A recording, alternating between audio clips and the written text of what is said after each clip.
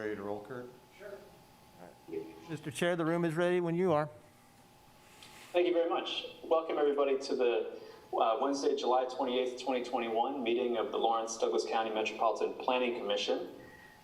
We are going to launch in, but I wanted to turn it over to staff to lay the ground rules for this sort of hybrid Zoom call. Thank you. Good evening. My name is Becky Pepper, Planning Manager. Joining me here in the City Commission room is Jeff Crick, Planning and Development Services Director, and Kyle Kobe, who'll be helping facilitate the video portion of the meeting. Tonight, we will work alongside the chair, who is on remote video, to facilitate the meeting proceedings. Currently, we have everyone muted so that we can talk through the general ground rules for tonight's meeting. This meeting is being recorded and broadcast live on the city's YouTube channel. During the meeting, please mute yourself by clicking on the microphone icon found in the lower left-hand corner of the Zoom menu next to the video icon. When you're muted, a red line will appear over the icon, and this will make it easier for everyone to hear the meeting. Just remember to unmute if and when you want to speak. You can also turn your video camera on or off by clicking the video icon in the menu. For the purposes of this public meeting, please keep your video on for the duration. If you are participating by phone, you can enter *6 to mute and unmute your phone. Somewhere on the Zoom screen, you will also see a choice to toggle between speaker and gallery view. Speaker view shows the active speaker, while gallery view tiles all of the meeting participants. Commissioners, you must state your name and title each time you speak. Members of city staff must also state their name and title each time they speak. I would also ask that applicants and members of the public identify themselves each time they speak to ensure that everyone is able to follow along. When public comment is sought on an item, individuals participating via Zoom should use the Raise Your Hand feature. Windows and Mac users can access this feature through the Participants button at the bottom of their screen. Android and iPhone users can access this feature through the More button located at the bottom right corner of their screen. And for those calling in by phone, you may dial *9. Individuals will be called upon by name in the order they appear on the meeting host screen. When you're called on, please unmute your listening device and state your name before speaking. The chair will then call for in-person public comment for those who are physically present. Staff will direct you to the podium to speak while following social distancing and safety protocols. The regular 3-minute time limit will apply. All motions will need to be stated clearly. After a motion is made and seconded, staff will call on each commissioner individually to provide their vote. Staff will then need to announce whether the motion carried and the count of the vote. I want to again remind everyone to please mute yourself when you're not speaking, and now I'll turn the meeting over to the chair. Thank you very much, Becky. Thank you. Sorry for my absence on Monday, and thank you to Vice Chair Sharon Ashworth for taking over things. I didn't get a chance, Commissioner Thomas, to say hi to you since I wasn't here on Monday. If you're here, welcome. Sure, there'll be opportunities in the future to get to know each other. For tonight's agenda, there's nothing for general business, so we'll move on to communications. Do we have any written communications from the public that we need to receive? Jeff Crick, Planning and Development Services. All communications were included as part of your online packet. What about written communications from staff, planning commissioners, or other commissioners? Jeff Crick, Planning and Development Services. No additional communications this evening. Are there any written actions of any waiver requests or determinations made by the city engineer that we need to receive? Jeff Crick, Planning and Development Services. None this evening. For the commissioners, does anyone need to disclose any ex parte communications? Seeing none. What about declarations of abstention from specific agenda items? Not seeing any of those either. That's good news. With that then, now's the time in the meeting that we give public, members of the public who are in attendance, an opportunity to make comments with respect to general items. If you're here tonight to discuss any of the items that are on our agenda that we're going to cover, please save your comments for those times you'll have the opportunity. So now, if there is anybody in the room or on the call that would like to offer any comments, you may do so, and I'd ask that you observe the 3-minute time limit for this.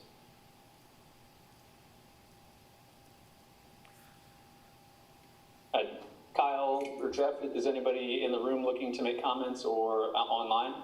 Kyle Kobe with Planning. I do not think we have anyone in the room to speak for general public comment, and I am not seeing anybody's hand going up via Zoom either.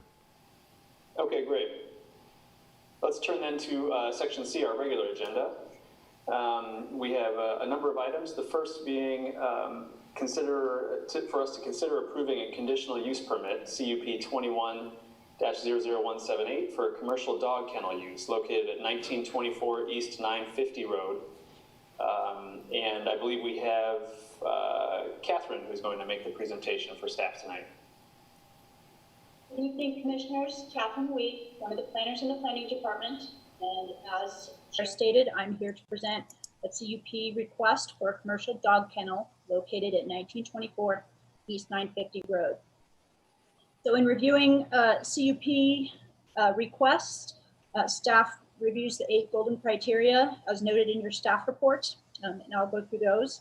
The key points for this particular request is that the subject property is zoned AG2, which is transitional agriculture in the county. And the proposed use of a commercial dog kennel does require an approved conditional use permit in that zoning district. This particular property is not located in the urban growth area and is also not located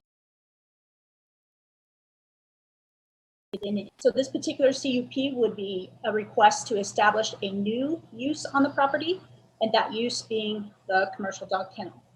There is one associated case with this request. There was a county zoning variance request, or I'm sorry, Board of Zoning variance request with this. And a variance was granted for this particular location to vary the location, which is typically required to be 500 feet from any property line, to vary that by 98 feet down to 402 feet. So that is just a point of note that there is an associated county variance with this particular request. Further action that would be required on this after Planning Commission public hearing, it would have to take your recommendation, whatever that may be, would go before the Board of County Commissioners. Then planning staff would have to release the conditional use permit, if approved, to zoning and codes for issuance. And then zoning and codes would review the conditions, make sure they're all met, and issue or final any building permits related to the CUP. Communications, there were a significant number of communications that came in for this particular project. All of those that were received prior to today were added to your packet, so they were all included. We did see one communication about 5 p.m. This afternoon.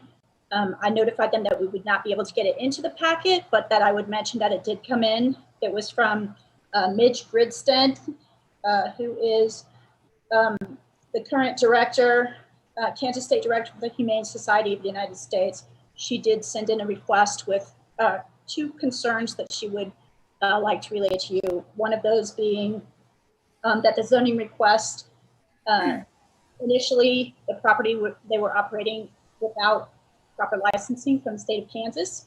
And the second concern is related to the debarking of dogs. And so I'm just relaying those synopsis of her 2 concerns since they were late to arrive to the packet. So in the review for the project under the 8 golden criteria, what we're looking at for our CUP approval, that first criteria, whether or not the surrounding zoning and uses are compatible. And this particular use, again, the zoning is AG2. The surrounding zoning in the area is also AG either 1 or 2. And there is some cluster development zoning just to the south of this particular location that contains a cluster of rural residential development. In staff's review of the surrounding zoning, based on the proposal and the location of the project, staff felt that it did meet the criteria for surrounding zoning and could be compatible with a list of conditions that would mitigate any impacts to the surrounding area. Second criteria is the character of the area. This particular property is 15 acres, and that's the 15 acres would be where the dog kennel is located. Those 15 acres are part of an 80-acre parcel of land that is owned under the same ownership. So this is a 15-acre piece of an overall 80-acre ownership parcel.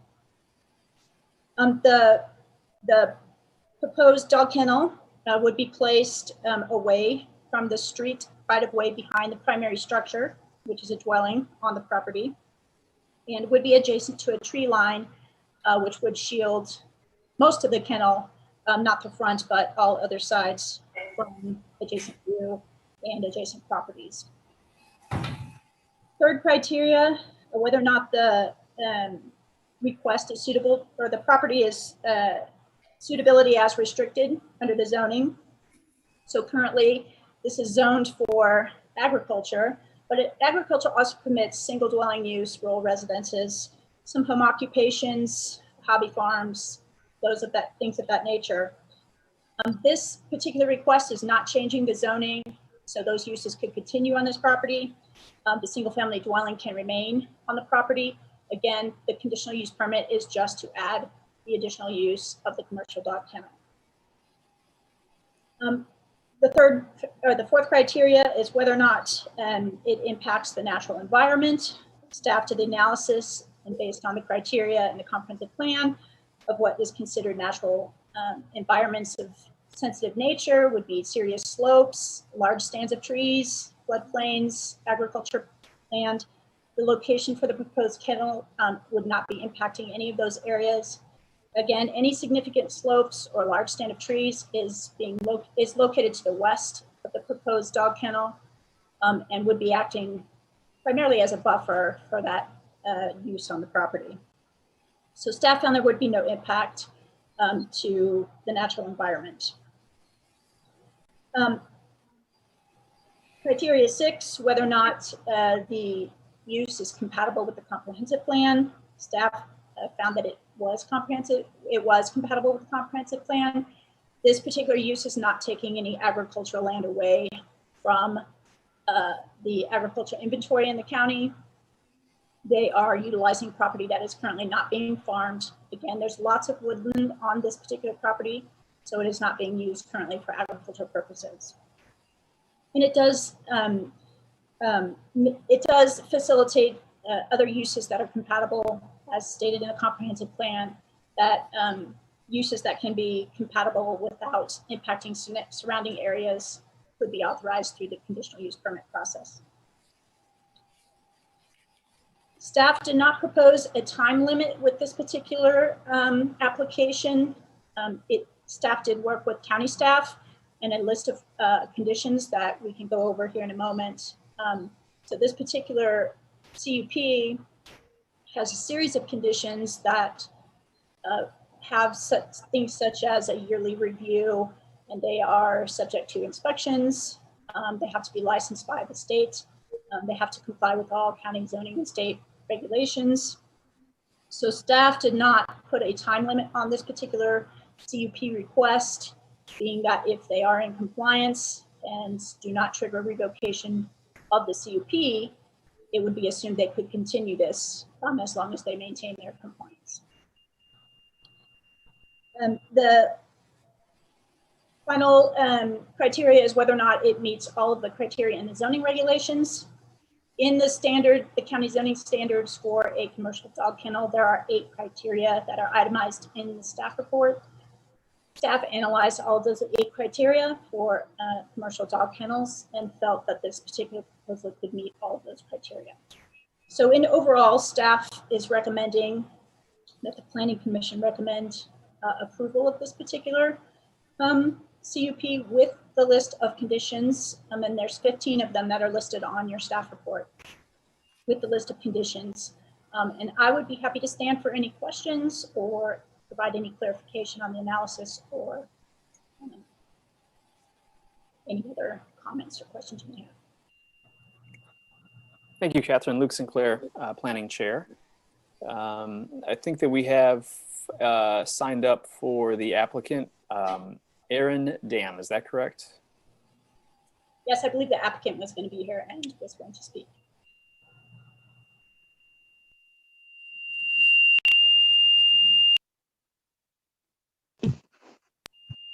Miss We are here. Can you hear us? Luke Sinclair, Planning Chair. Yes, I can hear you. Is this Aaron Dam? This is Aaron and Megan. Yes, this is Aaron and Megan. Okay, great. Yep. Mr. and Mrs. Dam, this is the time where you can add anything you want to inform the commission in our decision-making process about this. And so the floor is yours, and you're able to take 10 minutes if you like. Okay. I guess to start, just some of the confusions that we had in the beginning. When we first started breeding, we only had 3 dogs. Once we hit the limit of 5, that's when the state of Kansas suggests that we be licensed with the state of Kansas. So we did so in 2019. At that time, we'd asked the state inspector, do we need to be licensed at county level? And he had told us no.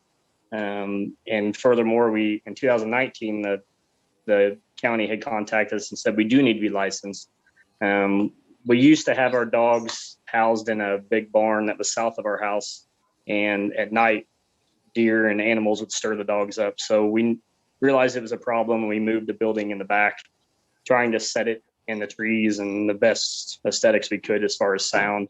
And that's when we started working with the county in 2019. In February 2020, the regs changed and went from a home-based business to a CUP. So it used to be 200 feet from the neighbors and it went to 500. So we've had to work with the county and kind of get everything, the variance, and there's a lot of stuff that has changed for us. So we've been working with Tanya and Ben and Tina and everybody trying to get everything done. The building is mostly complete. We've got one final electrical inspection and a final walkthrough with Tina and Stu. We still have the holding tank to put in. I spoke with Andrew. He came out, looked at our drain system and what we did for the drains, trying to filter some of the hair and waste before it goes in the holding tank. And he's approved everything as far as the waste stuff. So really it's just these final couple hurdles. A little bit about us. We've got 11 breeding dogs. We've got 4 other ones that are just our family dogs. We breed Australian Shepherds. We have a couple golden retrievers. Our son has epilepsy and cerebral palsy. So the Goldens we kind of got into as far as holding one back for a seizure alert dog for our son. And then he's also got an Australian Shepherd that's a service dog that he uses right now. And we started breeding 2017 small, and then 2019 is when we picked it up a little bit. As far as traffic and neighbors and stuff, nobody really comes here to pick dogs up. 90% of our dogs are delivered. My wife flies them, and usually most of our buyers are out-of-state buyers. So most of the time they go on a plane ride with Megan, and she drops them off to the people. I'm trying to think what else. Yeah. And these are not going to, homes that these dogs are never going to wind up in a humane society. Yeah, these people are paying $2,000 plus for a dog. So we make sure we background check our buyers as much as we can before they purchase the dog. Every dog is genetic tested. Everyone's registered. The building that we put in, we did our best for sound deadening. So when we had it built, we did 5/8 plywood on the exterior, also with barn metal. I did 6 inches of closed cell spray foam. I then did 5/8 drywall on the inside with FRP. I sealed the floor and epoxied the floor on the inside so no urine can penetrate it. We bought Gun Dog brand doors, which are a seal closed dog door. So when the dog goes through, it has a hinge that immediately closes it and seals it off. The exterior concrete is all the way around where the pins are is epoxied with a full drain system. We daily wash the pins, so it just washes off really easy. It goes into a filter trap where we catch most of the hair and waste before it goes to the septic. And then we've got a holding tank that'll be put in that has a monitoring system. When it gets close to full, we have it pumped out. There are exercise fields in the back. It's on the site plan. They've got several runs in the back that are all under shade. And most of those have artificial turf that'll go down, so it's not muddy and easy to maintain. We have a veterinary station, little veterinary station inside of our building. Doc Nottingham comes out and does our tails and dew claws for the Australian Shepherds, does puppy checkups, mom checkups, and that kind of stuff. All of our shots or whatever we need is done by Doc. I'm trying to think what else in the building. A lot of our, I'd say 6 or 7 of our dogs, we rotate living in the house with us. I mean, primarily that building we use the most for is the moms when they're whelping pups. They don't want to be bothered. They just want to raise their pups and do their thing. So, and then when the puppies get to that, 4 or 5 week old stage, they just want to run and eat and poop. So that's kind of what the building's for. At night, we'll put the dogs up before dark. We'll inside the building. They have a guillotine style slide door. So when they come in, we close a little cable and they stay inside at night. That'll reduce a lot of the barking. Most of the barking we had a couple of years ago, complaint wise, was just wildlife stirring these guys up at night. So they'll come inside at night and then we'll turn them back out in the morning. And then they go in individual play fields and stuff like that. So we put the building in the best spot we could as far as trying to keep the sound down and, trying to reduce the impact as much as we can. We are state licensed with the state of Kansas. They come out every 6 months and do a surprise inspection. We've never failed. We've always been compliant. The inspector said it's probably one of the nicer kennels he's been in Eastern Kansas. So we've really spent a lot of time and research on building this thing. A lot of the complaints we've heard is we put the cart before the horse. When we first were told we didn't need to be, the county inspector told us we didn't need a permit. We listened to them. At the point the county contacted us, we went in that week and sat down and talked to them to try to figure this out. And we've been working with them. This is not a fast process. So we have been working as best we can. We're paying for this out of pocket and doing the work ourselves. So we go as fast as we can to get this done. I feel that we're on the last leg of it and we're almost complete. So I guess that's about it, is it? I sent some pictures in to Kyle. I don't know if he's got them. Just kind of shows the facility. I don't know if this is a time where we can see those now or when you guys do those. Okay, there's the inside of the dog facility here. We've got a small kitchen on the right, and then actually behind it is a dog grooming table with a little dry table for the dogs. On the left, the doors aren't installed yet. I've got pictures to show you the doors, but it's FRP on the walls, so it's easy to clean. The floor is epoxy. It's very easy to clean. Each dog has 5x5 runs on the inside. The whole building is central air and heat. Go ahead and go to the next one, Kyle. And go ahead and go to the next one. So this is Wyatt. This is our son that has cerebral palsy and epilepsy. He goes on most of the plane rides with mom and delivers the dogs. Go ahead and go to the next one. There's just one of our whelping pens and one of our females with pups. Go to the next one. That's Buggy, one of our females. Next one. That's our whelping pen in our house. That's where we do most of them. This is Wyatt's service dog. Our Australian, one of the first Australian Shepherds we started with. This is kind of the reason we started breeding these dogs. They're extremely smart dogs and are awesome for service dogs. So go ahead and go to the next one. This is a small vet station. So this is Megan's incubator up top. So if we get a pup that's born sick or runt or cold, we put it in that. It can put oxygen in it and it raises the temperature to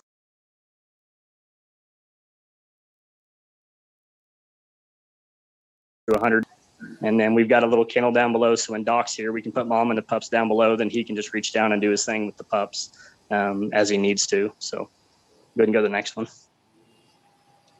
That's some of our dogs and pups with our boys. The boys like to walk them at night. So that's them heading back down the driveway and then they'll come back. So go on to the next one. That's Wyatt and his service dog as a pup. Next one. That's the next one. That's Jade at dinner. Our dogs go to dinner with us a lot. Go ahead and go to the next one. This is a kitchen that we had to put in. It's got a hand washing station. The fridge holds our shots or anything we need. On the left for the dogs, a wormer, anything we need like that. And it had to be a cleanable surface. And a lot of the stuff we went off the Kansas licensing packet. It's like a huge packet that kind of tells you what the facility needs. So go ahead and go to the next one. That's some of our dogs there, the Australian Shepherds is next. Yeah. Okay, these are the gun dog doors. So there's 10 of them framed in the building, and those are on a double hinge. So when a dog goes one way, it opens and closes behind it. When it comes the other way, it opens and closes behind it. So that was the best doors for the facility that we could find, almost $500 a piece, but they guarantee they're not chewable, so they can't make a hole in them, and they seal up very nicely. So yeah, and they clean really nicely. So as it down below, you can see the gutter system. The concrete actually slopes towards the building. So when we wash our pens, it goes into this white gutter system, and then it has a series of drains into the holding pan, into the holding tank. So go ahead and go to the next one. And this is our inside of our house. This is where some of our inside dogs are, and they've got their pens inside. And when it's cold, we'll do a lot of our whelping in the house. So me and Megan, because some nights females like to have dogs, puppies at night. They usually start about midnight. So we're usually up all night whelping dogs. So go ahead and go to the next one. Oh, that's a different one. Go to the next one. That's a job site job. Okay, so here's the epoxy. There's the concrete before we started when we put the epoxy down on it. So it's just a flat, cleanable surface. There's no porous, no nothing. It's very cleanable. So none of the urine, smell, or anything like that stays in the concrete. Go ahead and on the next one. And that's another shot of the drains all the way down. And then this will have the roof over it also. I've still got to work with Tina on some uplift stuff, but this actually has a roof that'll cover all these outdoor runs. It'll be right here. Off to your left, this will all be regraded where all the pipe is. And then this is where the fields are. Exercise fields will be back there in the trees to your left. So as you can see, like that neighborhood south of this, so you're looking south of this building, you're looking through 600 feet of trees. As far as sound, that's why we put that building there. Go ahead and go to the next one. There's a dog door up close. Next one. You can skip that one too. It's just another one of the back pins. Mr. Dam, this is Luke Sinclair, Planning Chair. If you wouldn't mind just kind of wrapping up your presentation, you exceeded 10 minutes. This is the inside of the building. You can see before. This is where the epoxy was in the framing of the building. Go ahead and go to the next one. That should be it, I think. That's the end of the slide. Yep, perfect. So that kind of shows what we're doing the best we can. So. Very good. Thank you, Mr. Dam. And Luke Sinclair, Planning Chair. I'm sorry, I caught your name, Aaron. Can you remind me, was it your wife that's on the phone too? Yes, Megan. Megan, thank you. Please stay on because we very well may have questions for you. Okay, thank you. And you can have an opportunity to respond to some of the comments from the public also if you'd like. So now is the time for public comment on this particular item. If you're on the phone or the Zoom call, please electronically raise your hand or wave, and then Kyle will hopefully help me with that, as well as if there are commenters in the chambers as well. Kyle Kobe with Planning. We do have 2 individuals in the room to speak on this item. And I'm not seeing any hands going up just yet, but we might go ahead and just go through the in-person public comment, and that would give people more time to raise their hands digitally if they so choose. Luke Sinclair, Plan Chair, that sounds great. For those who are in person in the chambers, if you wouldn't mind giving us your name, and I don't know if there's the opportunity to write down name and address information at the podium too, and please keep your comments to 3 minutes. May I ask questions to Aaron or Megan? Ma'am, I would suggest maybe posing the questions you have, and Okay, then during the portion yes. of the time when we discuss it, we'll try to broach those questions. Okay. I live off the road. My name is Marguerite Ermeling. I have no direct impact other than I can say that I live probably 1,000 feet, and I have received at least 1 notice about this. And I don't have any problems with what is going on in terms of the idea of breeding, and I've known of these people. They are my neighbors. The questions I have relate to sound. And in the sound, you've described, some things have been described about how they're going to couch that to the people who have homes in the neighbor area. And there is a concentrated rural residential area immediately to their south, and then there's other homes that are around that area to their north and are all around them actually. And I'm not quite clear how that sound is going to be managed, and I'd like to understand how that will be accomplished. And I also have a very specific question, and that relates to some surgical approaches to controlling barking, and if that is something that this group has used or plans to use in order to curtail any of the barking sounds. And if that is my question to begin with. I do have a follow-up to that, but that is my question in 3 minutes. Luke Sinclair, Planning Commissioner, thank you, ma'am. The next public commenter is welcome to come to the podium.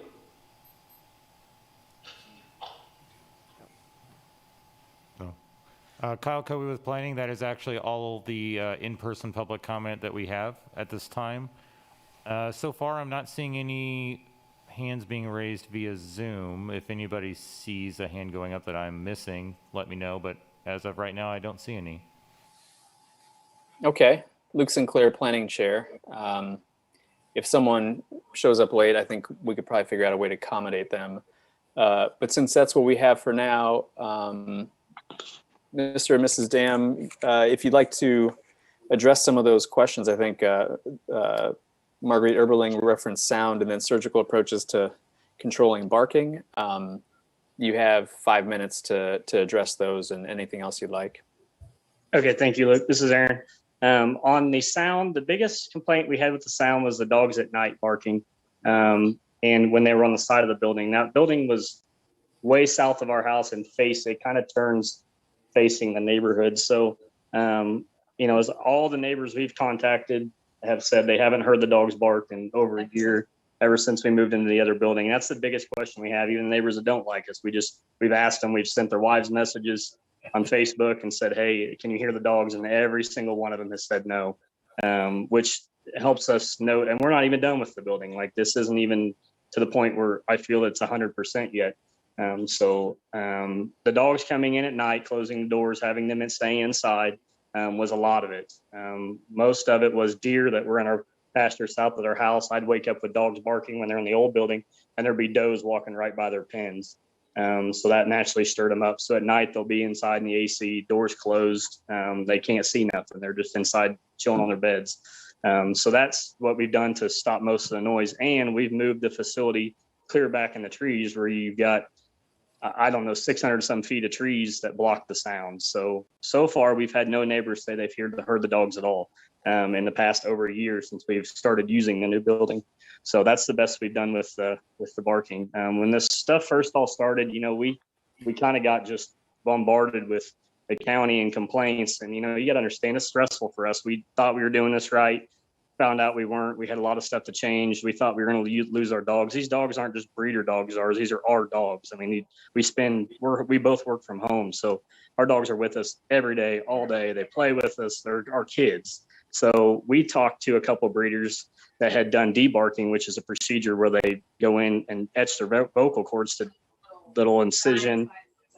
So we talked about doing that, and I had told Ben we could do that, and Ben stopped and said, no, don't. He said, guys, just because you got neighbors complaining and just because people are being shitty, don't do that. You need to look into it more. So we stopped. We didn't debark any dogs. And that was just an option we first had, because it was like, guys, you got people just talking shit coming at you. It really was not fun, especially when you spend this much time and money trying to make something perfect for dogs. They've got a house nicer than half the house in Douglas County on the inside.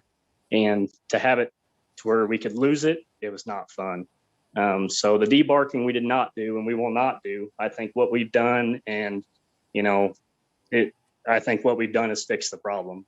And especially people that were mad about the barking have said, we can't hear them anymore. And I think we've got it all fixed. So.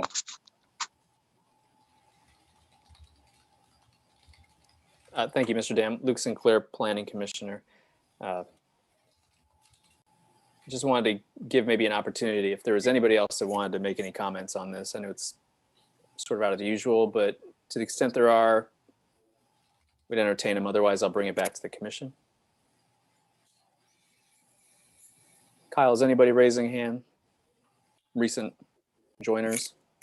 Kyle Kobe with planning. I'm not seeing any more hands going up. We do have one or two phone participants. So if you are able to unmute, you could, this might be the time. I know that can be a little bit tricky to get the raise your hand to go if you're on phone. So I just wanted to pause and just in case.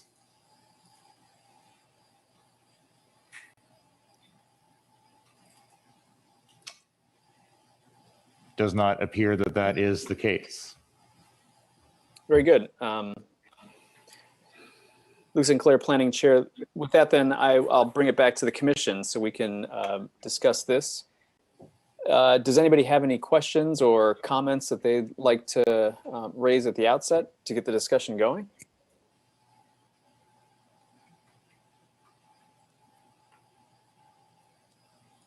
Commissioner Ashworth? Planning Commissioner Ashworth, I do have a question. I believe Ben Harris from Monday night is on the line, and I have a question about enforcement. So we just heard on Monday about the difficulty of enforcement, difficulty staff are having with enforcement with so many cases and so few staff. So what assurances do the neighbors have of this yearly review?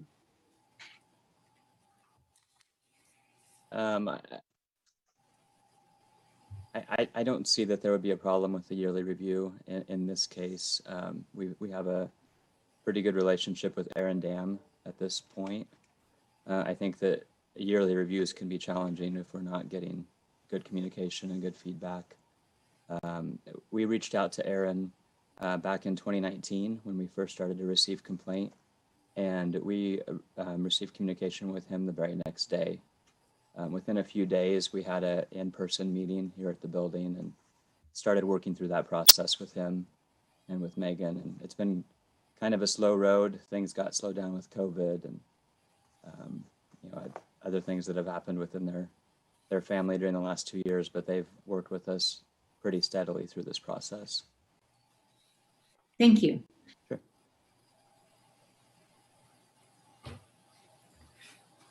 Luke Sinclair, Planning Chair. Catherine, I see your hand up.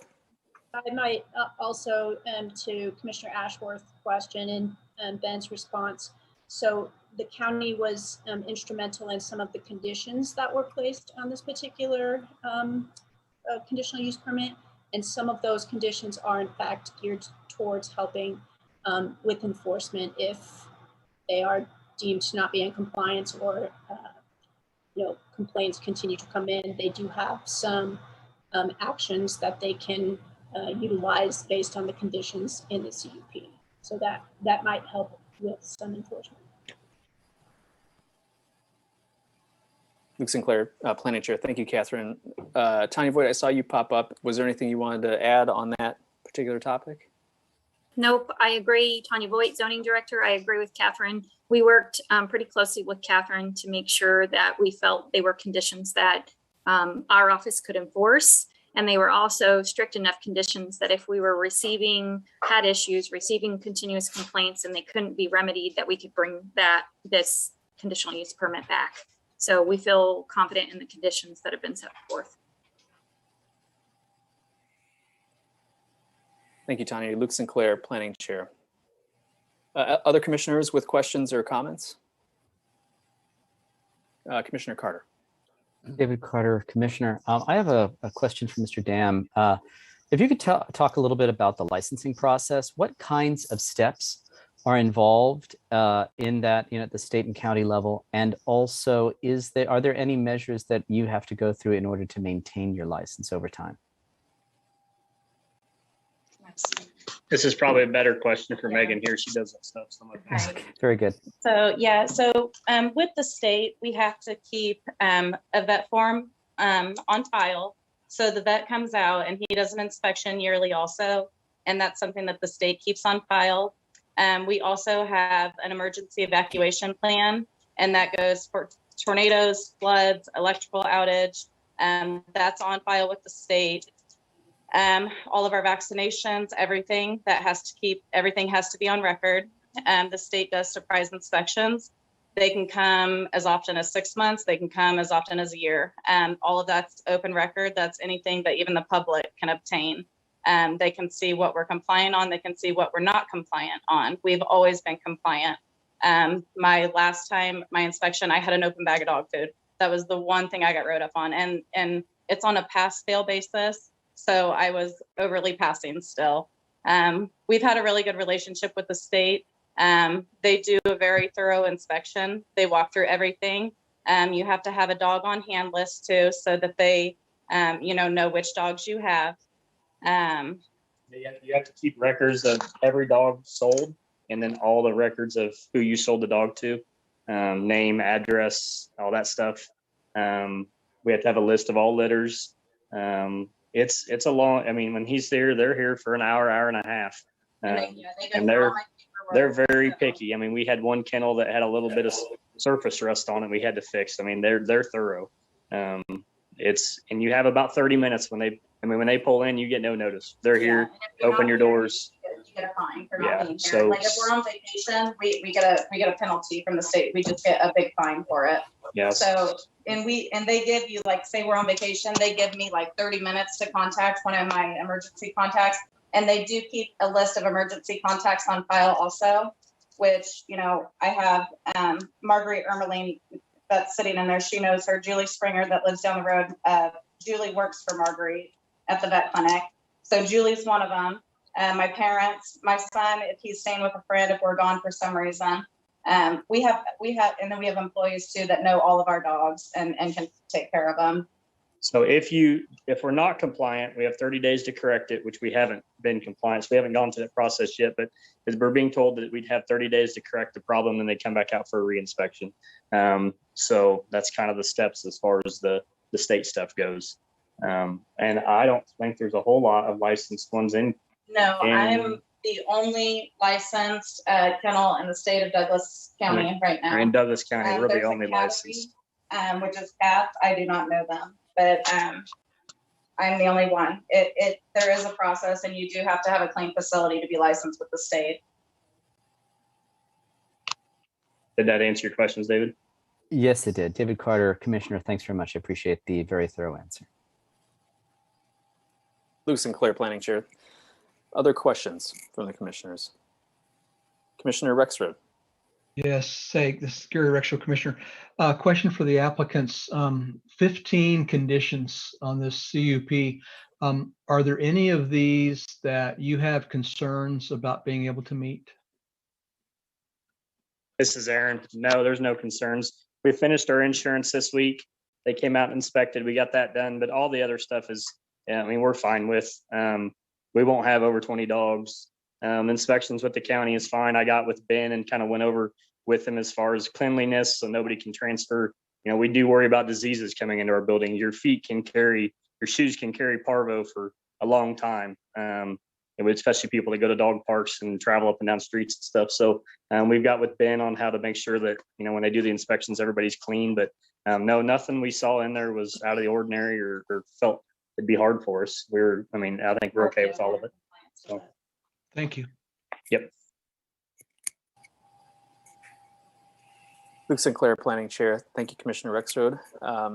Other questions or concerns?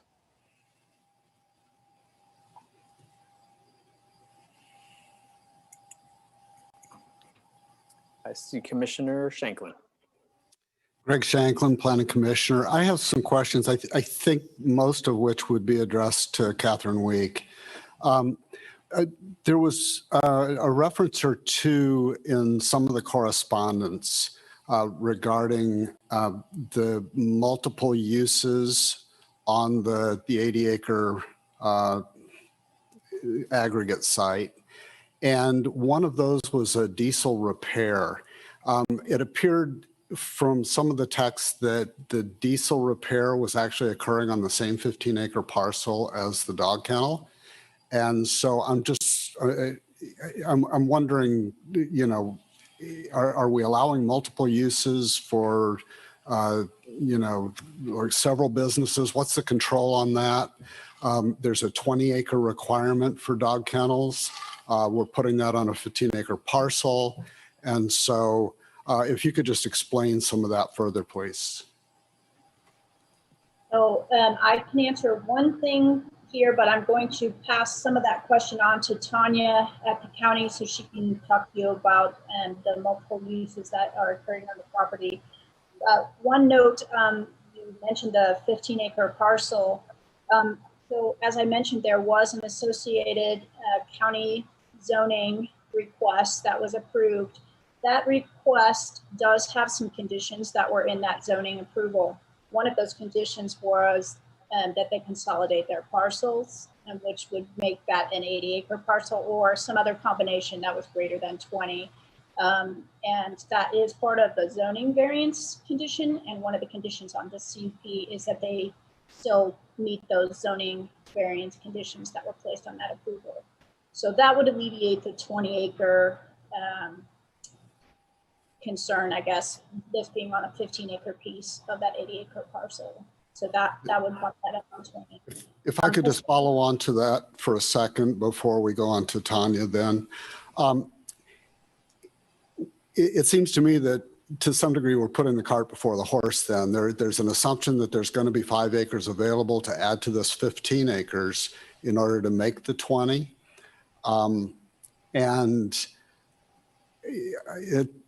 To grant the conditional use permit before we know that there is 5 acres available, it seems to me to be a little bit backwards. And so where does the 5 acres come from? Is it subject to, for example, ag land review or any other review that might raise doubt about whether or not the 5 acres is available to be combined with the 15? Yes, Tanya might be able to answer this as well, but keep in mind that 80 acres is under all the same ownership. So that 80 acres is subdivided into, I believe, 4 different sections, one of which is the 15-acre parcel. So there are multiple scenarios where they could combine one of those parcels or all of it into one large 80-acre parcel. And I don't believe it would impact any of the land use currently requirements for agriculture or the zoning characteristics. But Tanya can maybe address that condition that was in the zoning variance. Tanya Voigt, Zoning Director. Do you mind if I share the screen and pull up an aerial real quick? Is that okay? Please. Thank you. Yep.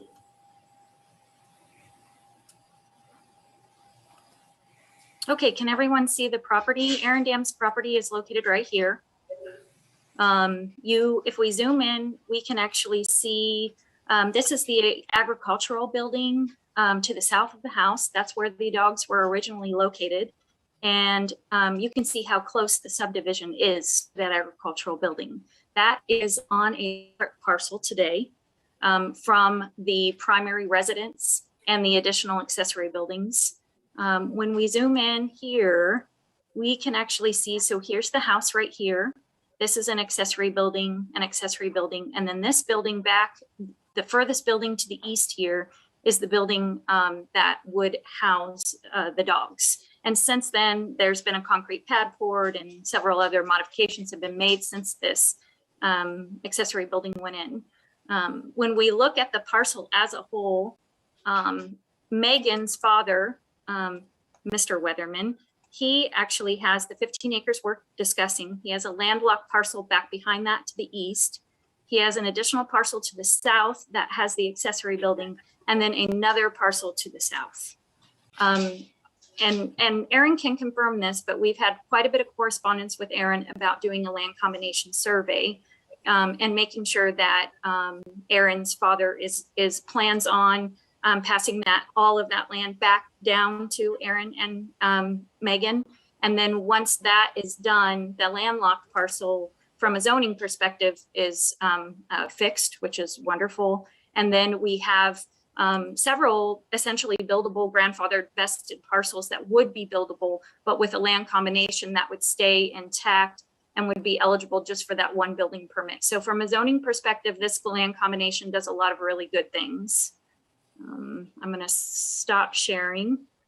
And then to discuss kind of the Caw Valley diesel situation. So I think it was maybe 2017, 18, I think Caw Valley diesel closed down in town. It was on East 23rd Street. There was trucks that were for sale there and tractors that were for sale there. And you could pull in and get tractor parts and those type of things. When Caw Valley Diesel closed down, that essentially all of that equipment and the trucks and tractors and those type of things that were associated with that business moved out to this property. We then, once we found out about it, we contacted Aaron and said, we need to know what you're doing on the property and if you intend to operate a business such as diesel repair from that business or from that location, from the house site. And initially there was discussion. We met with Mary Miller at the office and he was planning to apply for a conditional use permit. And that conditional use permit would have been for truck storage that would have allowed him to store trucks on the property that then he would maybe have the ability to work on or not, because we actually prohibit automotive repair in the agricultural district, like car repair, that type of thing. And so we were just kind of working through the options, talking about a conditional use permit, see if something fit. And then Aaron actually made a change, and he purchased property in the city limits of Perry. It's commercial property in Perry, and that's where his trucks are parked. So I do think there is some side business stuff going on where he may purchase a vehicle and then sell a vehicle, but that is happening at the Perry location. But Aaron would like to apply for agricultural only repair from the house location. We can permit agricultural only repair in the ag district, and he would qualify. He has the acreage with the land combination, but we would want to ensure that it's only ag related. So working on tractors, maybe some farm trucks if they're associated with a farm, that type of thing. And so we've held off on that portion because we really wanted to make sure he was getting into compliance with everything else before we issued a home-based business. And he has also met with us. We visited the accessory building, which would be the ag building to the south, where he wishes to do the ag repair. And Tina has done a walkthrough, and he would need to make some code modifications to meet building code. So we are not ready to permit that, but we're kind of still in the middle of working through that process.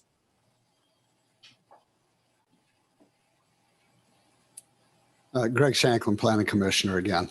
Thank you, Tanya. I guess I have no further follow-up on the diesel use or the diesel repair use, but would like to ask that we consider the addition of the 5 acres to make a combination of 20 as a further condition to the list of conditions for the conditional use permit. I think it's important to know that that will be satisfied as well as the other conditions. And then secondly, I'd just like to point out a logical inconsistency in our regs because Ag 2 has to be less than 20 acres, yet we have a conditional use in Ag 2 that requires 20 acres. So maybe we ought to address the drafting there. Thanks. Thank you, Commissioner Shanklin. Luke Sinclair, Planning Chair. Commissioner Carpenter, I see your hand up. Jim Carpenter, Planning Commissioner. I guess this is to Commissioner Shanklin. If we wanted to include a condition about this additional 5 acres, and hearing what Tanya is saying about all that has to go into making that happen, would that be something that you would suggest that we put some time frame on for review to make sure it's happened for the conditional use permit to continue? And if so, what would that time frame be? And I guess that could also go to Tanya about just what we're looking at in the time frame for combining parcels and getting to that necessary standards. What is the general time frame for that? Tanya Voigt, Zoning Director. So we do know that our county surveyors that service the county are most busy in the summer months. A lot of times if there's a really treed property, which Aaron Dam has quite a number of trees, in order to find the pins, they actually prefer that the leaves are off of the trees. It makes it easier for them to walk the site. It makes it easier for them to run their equipment to go from pin to pin. So I'm not quite sure. I think we're fairly close to fall here. I think I would feel comfortable giving a couple months, say 90 days, or I would hate to rush it too much because I do know that the surveyors are behind and they're busy, and they may want to wait for the leaves to start to fall off. Jim Carpenter, Planning Commissioner, would it be appropriate to say that it should be completed prior to the first year review for the conditional use permit to continue? Would that make sure that there was sufficient time? Tanya Voigt, Zoning Director, I would be comfortable with that. If it hadn't been completed by that time, then that would prepare us to bring the conditional use permit back to the Planning Commission.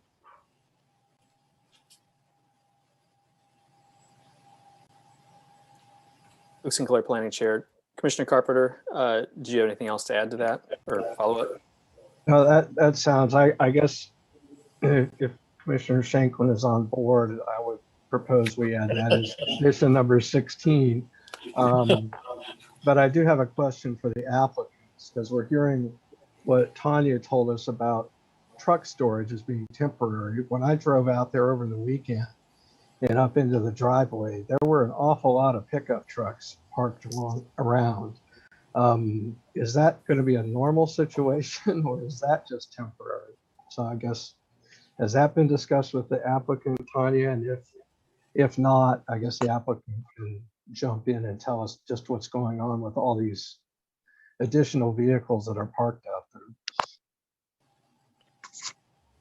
Hey, Jim, this is Aaron, applicant. Oh, sorry, Tanya. Go ahead, Aaron.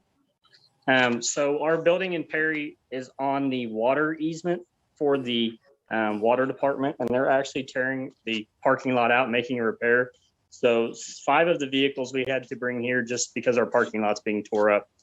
7 of the diesel trucks in the driveway belong to me, myself.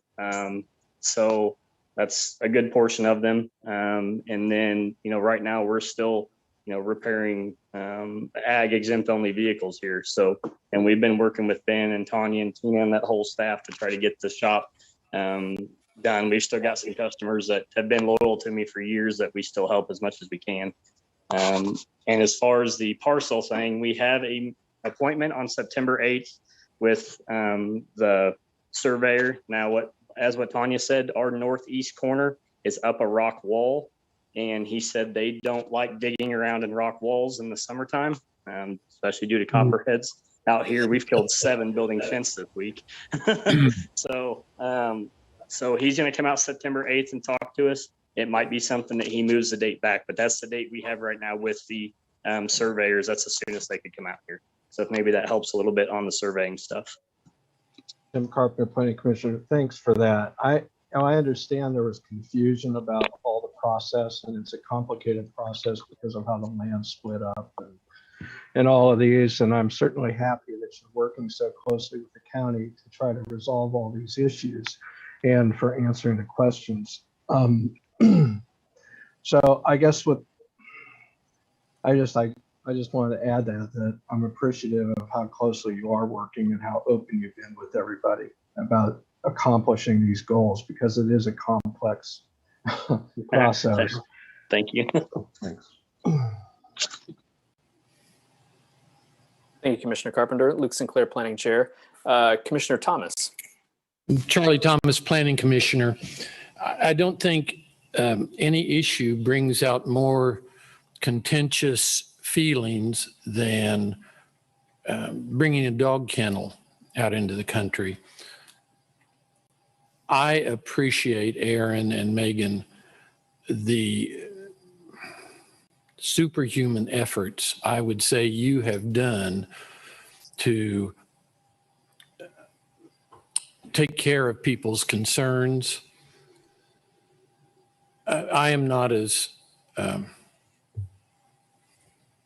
don't want to say a rule-based person, although that may be accurate. Whether you are on 15 acres or 20 acres may technically make a difference, but it looks to me like you have jumped through every hoop as you have encountered it. And I was thinking maybe I could move into the dog kennel, as nice as it looked. So I appreciate the effort that you have put in to making this facility neighborhood friendly.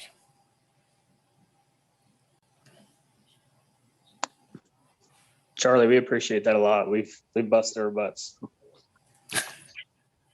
to say the least. Thank you, Commissioner Thomas. Commissioner Rexroad, I saw your hand up too, I think. Sure. Commissioner Rexroad, just a quick +1 on the last 2 sets of comments. I'm honestly amazed that these applicants have been able to carve out a successful business given all the conditions and restrictions we put in front of them. They have shown, I think, a lot of very great intention and good faith in the work they've done to get to this point. Love to see a business like this bringing in revenue from out of state, and like to do anything we can to help support that. So just want to thank them for all the work that they've done. Thanks. Thank you, Commissioner Rexroad. Luke Sinclair, Planning Chair. Commissioner Carter.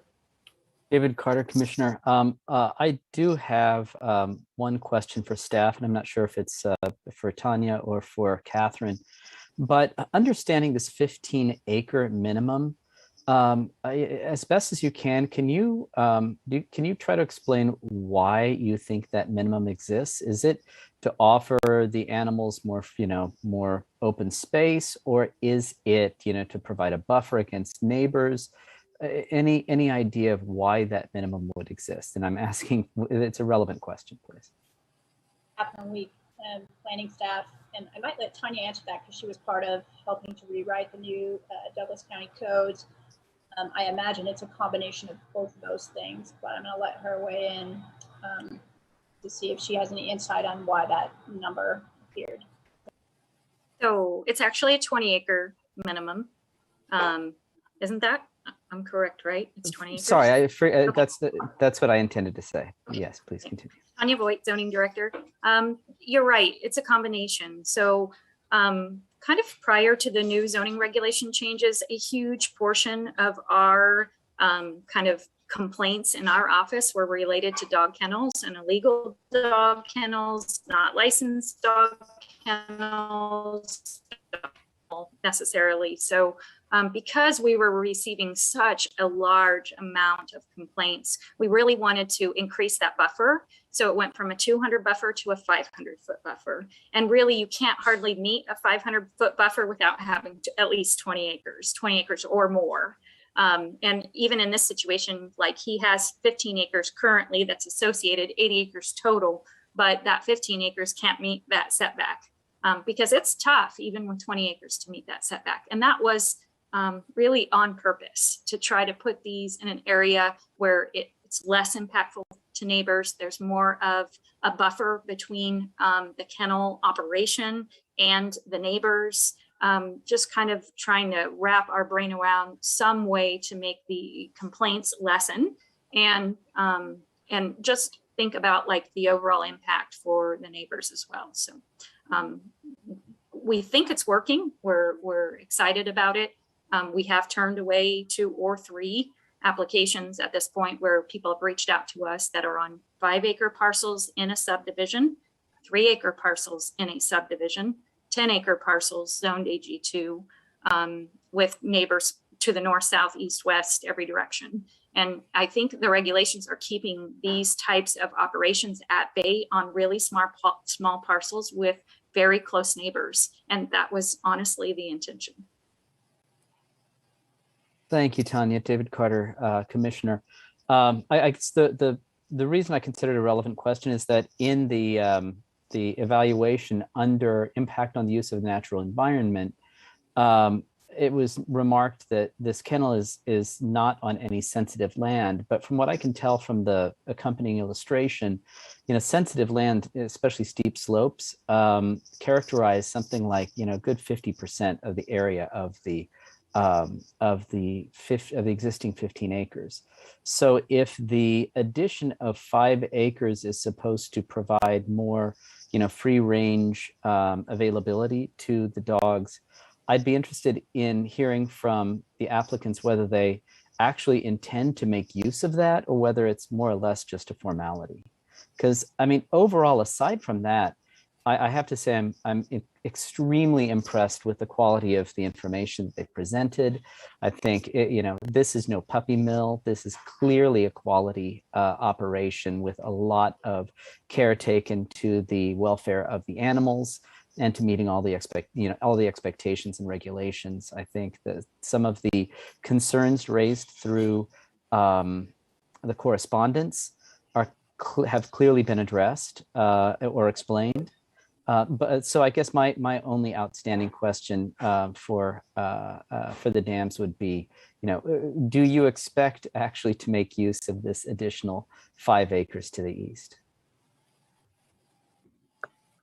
Aaron Dam applicant. So the north side of our property is a lot of woods and drop off, and that has horse trails. Our place used to be a horse boarding facility when we bought it. So that's what we use when we walk the dogs. So a lot of our dogs, we go out of the backyard and they go down the hill, and there's actually a small pond and stream in the back that the golden retrievers like to play in the water. So we use a lot of that because it's really shaded and it's cool at night. And when you go about 70 feet in the ground, it feels really good during the summertime. It's a lot cooler down there. So we use the trails for walking the dogs and the kids.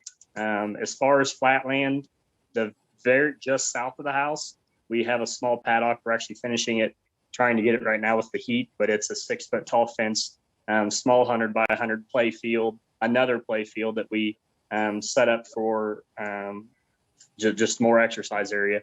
So we used a little bit more just there south of the house. So during the day, and that's more for the house dogs to come out and play and run around. So, as far as using more than the 5 acres, I don't know how to answer that, I guess. I'm using as much area as I can. I'm trying to provide as much shade and, really thinking about the sound with the neighbors. As far as the drop off land, we just use it for trails, as far as walking trails for the dogs. Thank you, Mr. Dam. David Carter, Commissioner. With that, I think in my mind that addresses the concerns that Commissioner Shanklin raised, and I have no further concerns about this. I think this looks like a great enterprise, and I'm inclined to support the CUP. Thank you, Commissioner Carter. Luke Sinclair, Chair. Do any other commissioners have comments or concerns they want to raise and air out, or does anybody have a motion they'd like to make?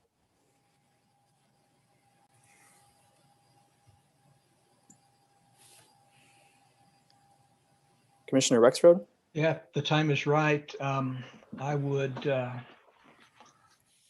make a motion.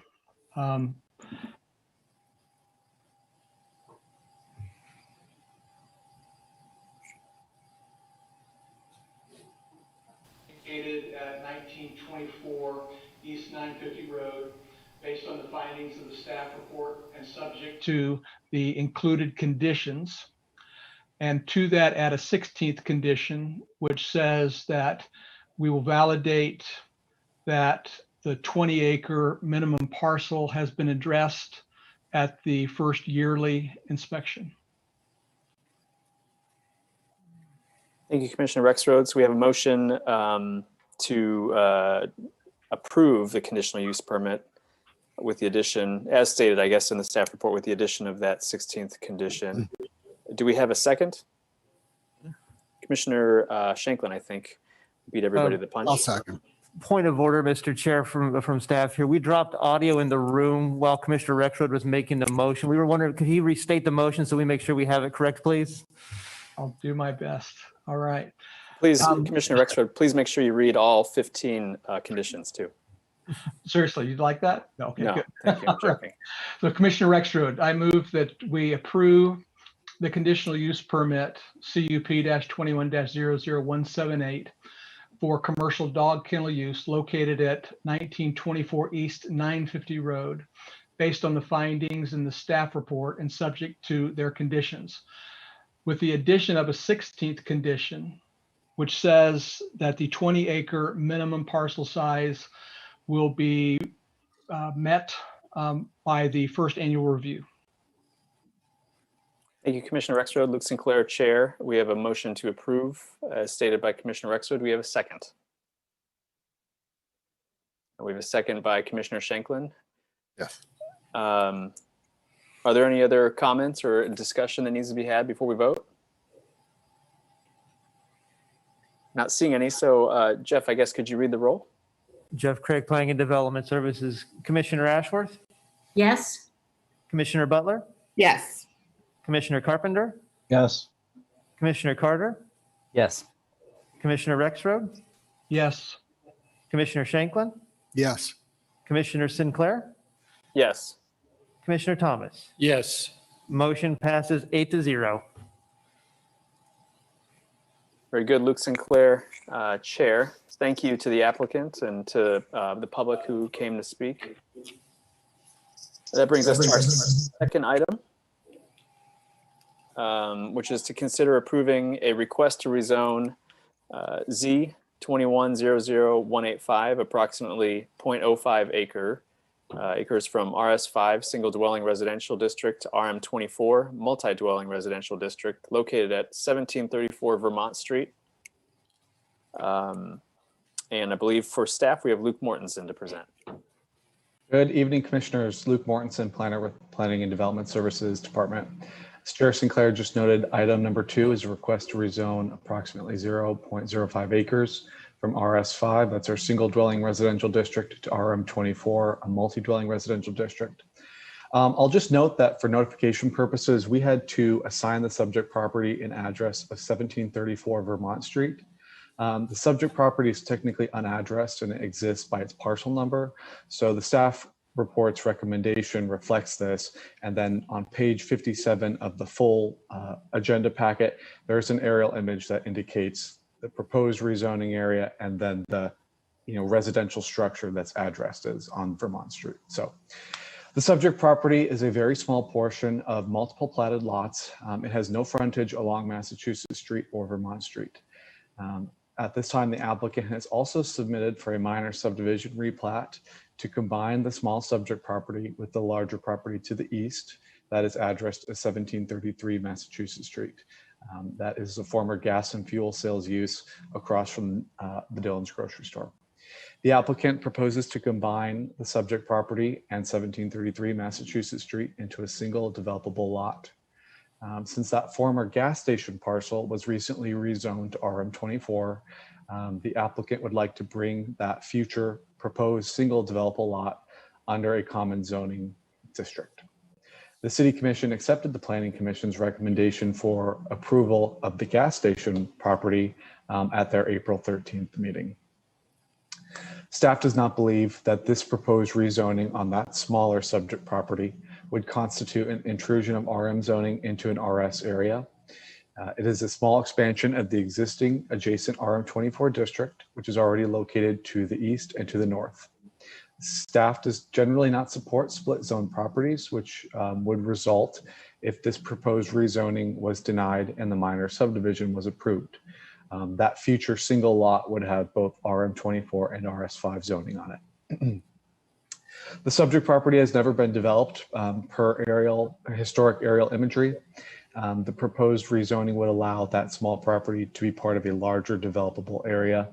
The applicant has submitted a site plan for a multi-dwelling use where the gas station structure currently sits. Part of that site planning process includes ensuring that future development has sufficient buffering, sufficient landscaping, sufficient off-street parking, and the proper setbacks so that it won't adversely affect adjacent properties in adjacent zoning districts. I'll note 2 recent items that were not included in the staff report as they occurred after the staff report was submitted. First, the subject property is encumbered by a locally listed historic environs. At their July meeting, the Historic Resources Commission forwarded a recommendation for approval regarding the zoning component of this project. The applicant will continue to work with the Historic Resources Commission and the Historic Resources Administrator during the site planning process to ensure compliance with those necessary standards. Second, and I'm not sure if this made it into your packets, but we did receive an email communication this morning from the property owner of 1734 Vermont Street. So that's the residential structure directly to the west. She was concerned that the existing sanitary sewer main, which runs through a portion of that property, it's not located in a platted easement at this time. And so she had concerns about past, she was not able to access that main in the past year. So part of the condition of approval of this project's minor subdivision, so that administrative component, would be getting an easement platted and recorded on the new document. So that would be a condition of approval and would likely solve the problem that she communicated. Other than that, we did have some communications from the property owner to the north. She was not concerned with the zoning component. She just communicated her thoughts about the overall project. With that, I will wrap up and note that the staff recommends approval of this proposed rezoning from RS5 single dwelling residential district to RM24 multi-dwelling residential district based on the findings noted in the staff report. With that, I'm happy to stand for questions, and I do believe the applicant, Paul, is here with us tonight. Thank you, Luke. Luke Sinclair, Chair. Mr. Warner, I guess that would be you. It would. Good evening, everybody. Yes, this is an odd duck. It's a very tiny piece of property. We tried to do a little research and never really figured out why the property was separated or how it got separated from Vermont Street property or however it wound up where it did. I think Luke addressed everything. We think zoning it the same zoning as we have on Massachusetts Street certainly makes sense. I will note we did try to zone it open space just to alleviate a possible concern of neighbors thinking we're trying to encroach into the division of RS5. And because of our development code and some fluky things in there, we weren't allowed to do that. So the next best thing was to make it match the zoning on 1733 Massachusetts. And we look for your support and keep going so we can get our site plan in front of the HRC. That's all I have. Happy to answer any questions. Thank you, Mr. Warner. Luke Sinclair, Chair. Is there anybody on the call, either by Zoom or on phone or in the chambers, that would like to offer public comment on this? And if so, raise your hand or somehow show that you'd like to make comments and keep them to 3 minutes, if you will. Kyle Kobe with planning. There's nobody in the room to speak on this item. I don't see any hands going up now. I believe that we had one participant who might have wanted to participate, but was having some technical difficulties earlier. I'm not seeing any hands going up or microphones being unmuted though, so that might be inaccurate. Okay, thank you, Kyle. Luke Sinclair, Chair. With that then, I guess I'll bring it back to the commission. Does anybody have any questions or comments for the applicant or for staff? Hi, I don't know if you can hear me.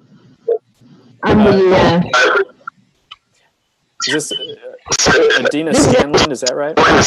Yes, and I received a letter notifying about this permission or issue. I'm sorry, I'm not familiar with this procedure. I am curious why it is still actually listed as owned by the owner of the 1734 Vermont property. Okay, Ms.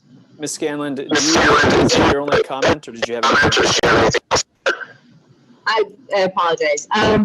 Well, I was wanting to know, I was hoping to hear more thoughts on this just to determine if I did have more questions.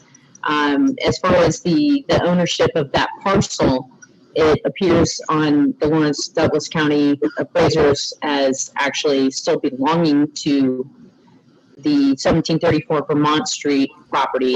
I have looked at the paperwork. It appears to be conjoined with the vape store. There was something in there about the Dillons across the street, and I don't know if that was just to show why it potentially is good for multi-residential. Parking would be an issue, and traffic incumbent afterwards, potentially down Vermont Street. So those are my concerns and things that I had noticed. Okay, thank you, ma'am. If you wouldn't mind muting your device. Mr. Werner, then, with that additional comment, feel free to offer a response to what you could catch there. I'll try. So, well, parking, all that stuff gets addressed with the site plan. So that's kind of the next step in this thing. The ownership, it wasn't owned by the person on Vermont Street. So that's one of the more unusual pieces of the puzzle. Maybe when we first made the application,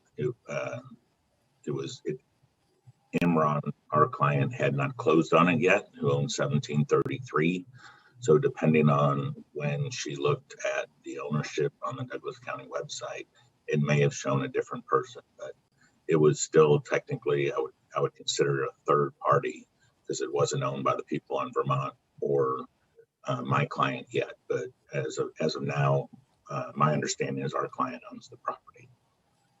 I'm happy to answer anything else, but I feel like that's what Mrs. Scanlon was asking about. Okay. Thank you, Mr. Warner. Luke Sinclair, Chair. With that, then, I'll bring it back to the commission. Are there any commission? Oh, before that, Luke. Yep, Luke Mortensen, Plan and Development Services. I do also want to correct myself quickly. I pulled up the email communication that we got this morning, and the woman who contacted us lives at 1736 Vermont. I think I said 1734. So it is not adjacent to the west, it's adjacent to the southwest. Thanks for that clarification. Luke Sinclair, Chair. Are there any commissioners that have any questions or concerns?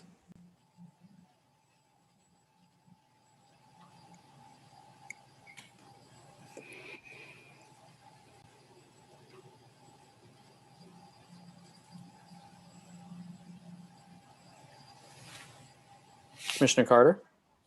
David Carter, Commissioner. I guess I would just state, I thought I had some concerns, but inspecting the site, and I was concerned about the encroachment on the neighbor to the west on Vermont. But I think the fact that a garage for that property is adjacent to the parcel in question really reduces my concerns. I think the concept plan is well thought out. I think that using it for parking and landscaping minimizes the impact on the neighbors, and contrary to stating a concern, I think based on the material presented here, I don't have any concerns. Thank you. Thank you, Commissioner Carter. Does anybody else have any thoughts on this one? Commissioner Carpenter? I just have to say, Jim Carpenter, Planning Commissioner, I just have to say this is one of the oddest pieces of property I've seen ever pop up at a meeting. It's a complete mystery how this little strip is there. And it makes sense that it has to go one way or the other, either to 1734 or to on Vermont, or the property on Massachusetts for the new, what I assume is going to be a apartment building with the zoning that it now has.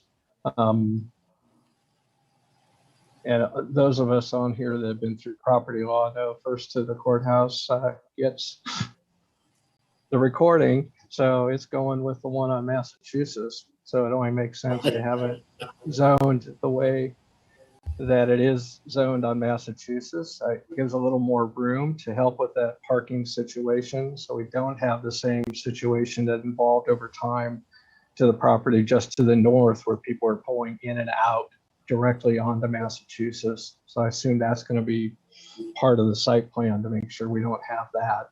And I'll certainly be glad to see that desolate gas station disappear. It makes a lot of sense to have additional housing next to what's already there, as opposed to this abandoned gas station that's been a blight for probably 15 years, trying to make a go of it and mostly being empty. So I don't have any real problem with this. I think we're going to need Luke to restate the issue about the easement to make sure that we can make that the condition, because I didn't really catch all the wording, but we want to have that correct. And I assume, Mr. Warner, you have no problem with making sure that the easements are there. Is that correct? Okay. Well, I got a positive head nod, but nothing verbally on the record. But so I think We have no the issue. We have request- no issue with the easement. Yeah, so I think the request is reasonable with that one additional condition that's been identified by staff. Thank you, Commissioner Carpenter. Luke Sinclair, Chair. Luke Mortensen, I think you raised your hand. You were going to say something before, but then could you also refresh our minds about the condition with respect to the easement? Yeah, a couple things. I just kind of repeat something that Paul said, and this may calm Ms. Scanlon's nerves if she has any. Part of the, any of the future impact items or anything like that, parking, landscaping, all that stuff will be addressed with the site planning process. And this is going to be a major site plan. So I'm not fully aware where it is in the process yet, but there either has been or will be neighbor notice for this level of site plan. And all those items will be addressed at that time. I'll just mention a little bit. I did some historical research as part of this rezoning application, and it was a little bit confusing. My take is it maybe came about sometime between 1970 and 1990. That seems to be when some of the gas station business was taking place, and that was the first time that I saw this little piece referenced. By no means is that the gospel truth. And then finally, as far as the condition of the easement, I don't know if it's totally necessary to tie it to the rezoning. That would be, having that easement dedicated is standard process in the minor subdivision replat application and that process. So we can get it at that point as well if you'd like to keep the rezoning a little bit cleaner.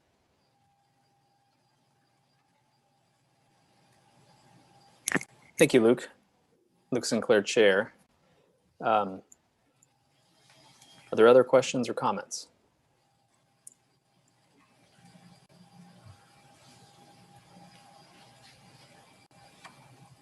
I guess I would follow up with Commissioner Carpenter based on what Luke said about the different stages at which the easement could be picked up.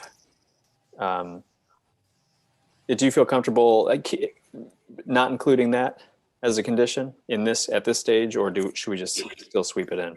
Yeah, Jim Carpenter, Planning Commissioner. Yes, I was just following up on what Luke's first comment about the need for that was. But his follow-up about in combining these properties, those easements are going to just be generated and they'll be on the site plan, and we won't have to do anything else about that. So I don't think we really need it as part of the rezoning. Thank you, Luke Sinclair, Chair.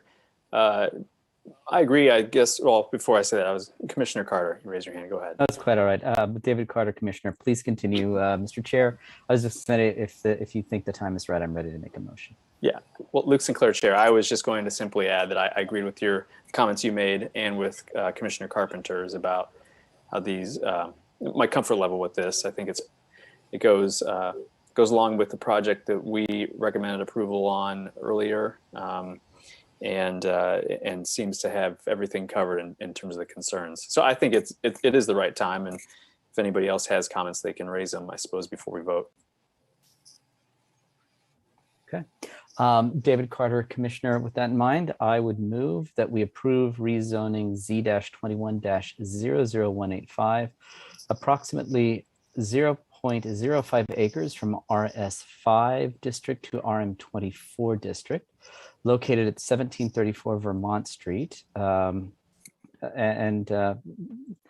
ahead and read the parcel number for the record. Parcel number 103-06-0-20-16-029.00-0, based on the findings presented in the staff report and forwarding to the City Commission with a recommendation for approval.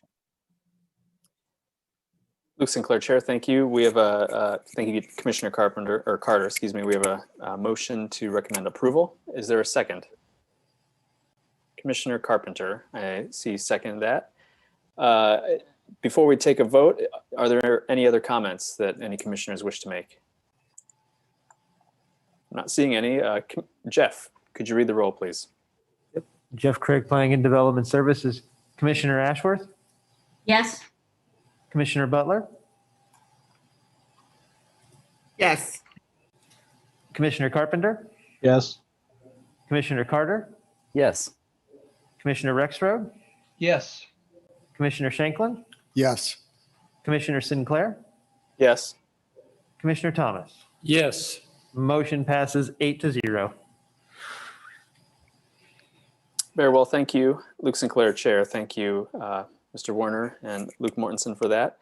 That takes us to item number 3 on our agenda here, which is to consider approving a variance associated with a minor subdivision, MS 2100120, from the right-of-way width along a principal arterial for Quick Shop, subdivision located at 2100 West 25th Street.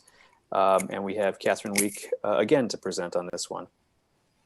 Evening again, Commissioners. Catherine Week, Planning Department. So, and as Chair Sinclair stated, I am here to present a variance request that is associated with the minor subdivision, and is 21000120.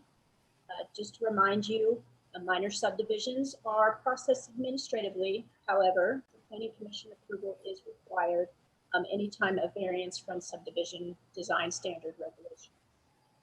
So this minor subdivision is currently under review and has been approved, pending approval of the variance.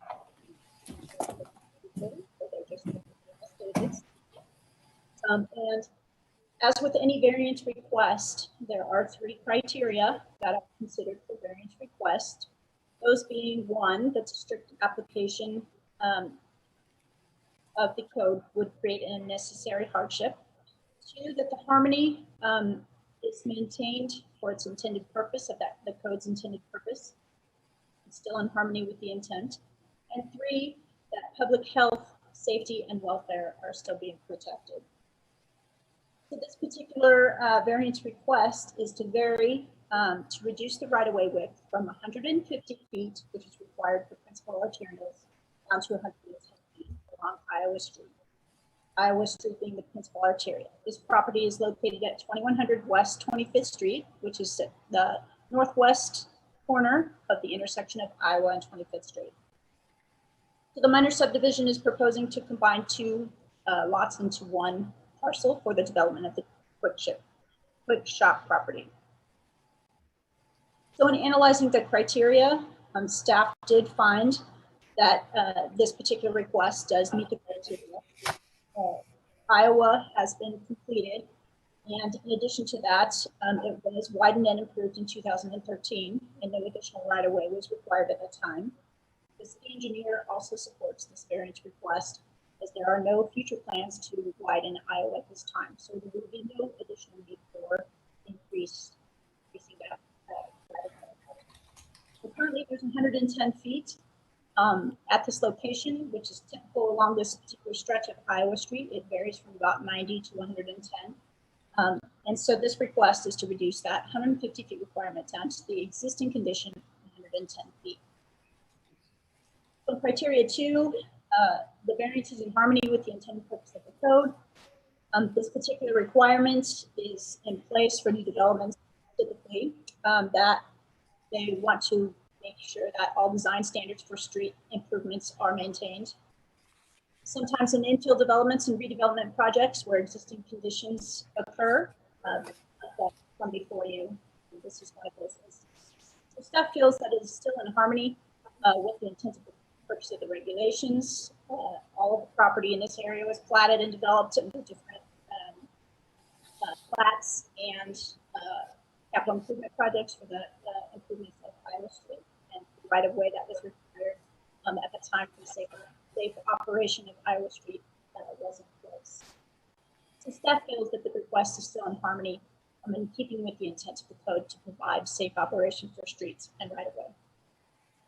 And 3, that the public health and safety is still being protected. Again, staff found that it met this criteria as well, that Iowa is already established, is in operation, safe operation is still being maintained. So there wouldn't be any change or reduction in the population of Iowa Street. And so staff is recommending that you approve the variance request to reduce the right-of-way width from 150 feet to the existing condition of 110 at this particular location at 21 West 25th Street. So we can happy to stand for the questions or provide clarification. Thank you, Catherine. Luke Sinclair, Chair. Is the applicant on the line?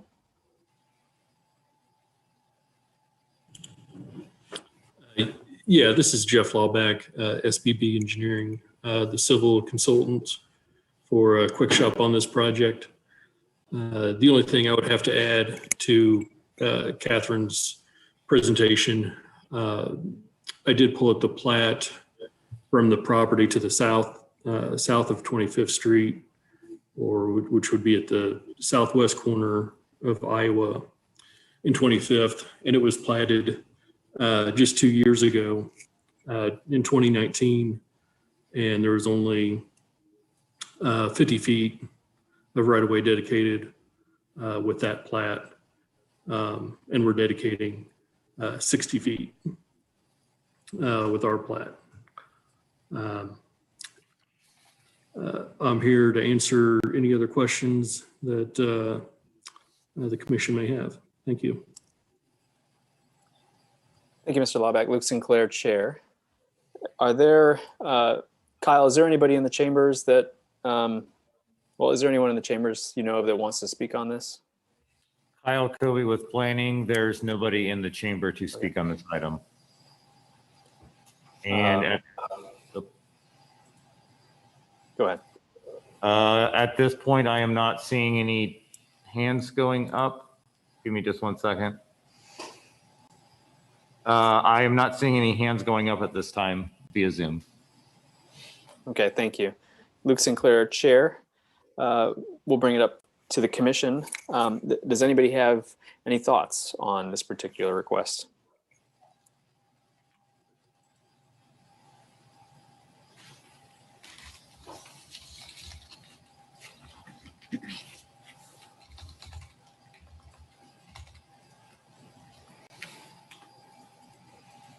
I mean, I guess Luke Sinclair, Chair, not to throw the conversation, but this seems to be consistent with some of the other variances of this nature that have come in front of us. And I think Commissioner Willie is the one that usually references them as cleanup items. And I don't have any particular concerns with this. If anyone does, though, please do raise them, or as you see fit, I guess.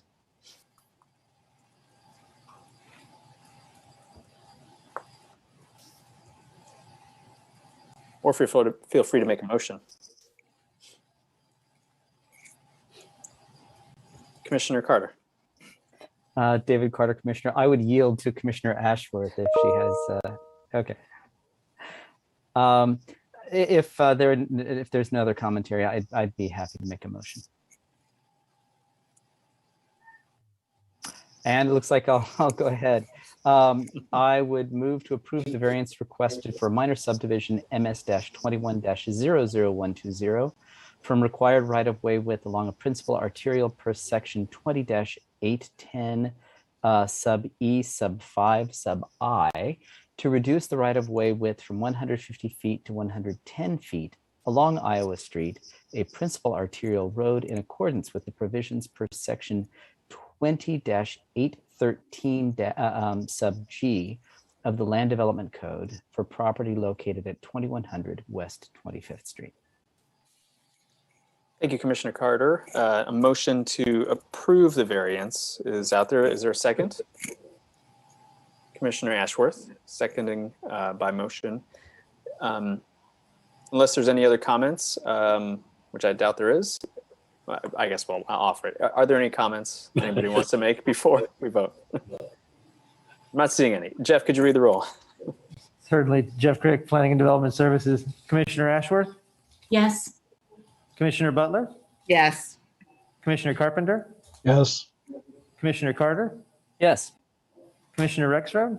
Yes. Commissioner Shanklin? Yes. Commissioner Sinclair? Yes. Commissioner Thomas? Yes. Motion passes 8-0. Thank you very much. That actually concludes the regular agenda section of our meeting. The last three items we had were either deferred or the text amendments were not initiated, so we're not going to consider those. But we do have one more item in our miscellaneous new or old business section. and that is to consider a variance from the sidewalk requirements for minor subdivision MS 2100194, located at 700 Lincoln Street. And with that, I think we have Kyle Kobe to present.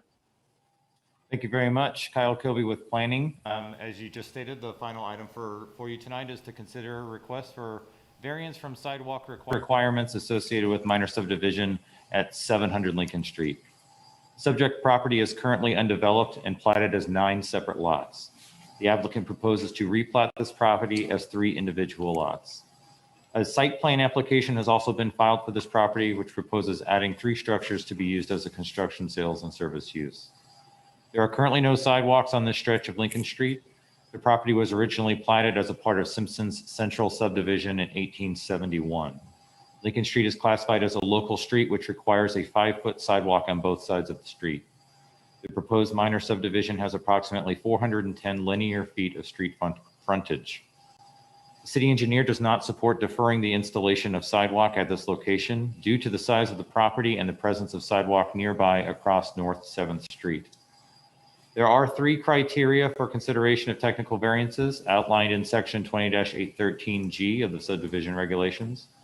The first criteria is strict application of these regulations will create an unnecessary hardship upon the subdivider.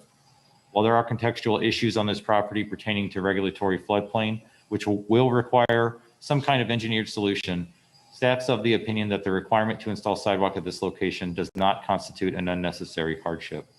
The second criteria is the proposed variance is in harmony with the intended purpose of these regulations. As outlined in the report for this item, the purpose of these standards is to provide harmonious and orderly development, which includes, in part, continuity of the transportation network.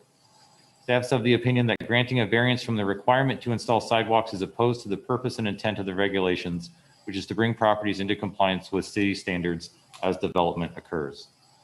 Criteria 3 is the public health, safety, and welfare will be protected. While there are not sidewalks to the east and west of the subject property that this development would immediately connect into, as other properties develop or redevelop, additional connections will be established and the pedestrian infrastructure in this area and on this street will grow together. Granting a variance for sidewalk installation at this location would create a permanent gap in the network. In conclusion, staff recommends denial of the variance request to remove the requirement to provide sidewalk for minor subdivision MS 21-00194. And that concludes my presentation, and I can confirm that the applicant is here with us tonight as well. Thank you, Kyle. Luke Sinclair, Chair. Applicant, or I guess who do we have in the line for the applicant? Paul Werner Architects, and Joy Ray is with me. She's going to do a little help along the way and share her screen to get the site plan up in front of you guys. And Casey McLennan represents the ownership group if you have any questions for the owners. I'll probably go off on a little tangent here to start with. Sidewalks have obviously become a big conversation lately. That is good. I personally think there needs to be a bigger conversation about the sidewalks. Maybe a study session or something that you guys can help with. We really don't think what is happening now is working for the city. It's not working for the developers, the homeowners, and it's certainly not accomplishing the goal of creating this network that keeps being mentioned. The main point we think the city staff is missing about the sidewalk is that one size does not fit all. We're treating every single portion of the city the exact same.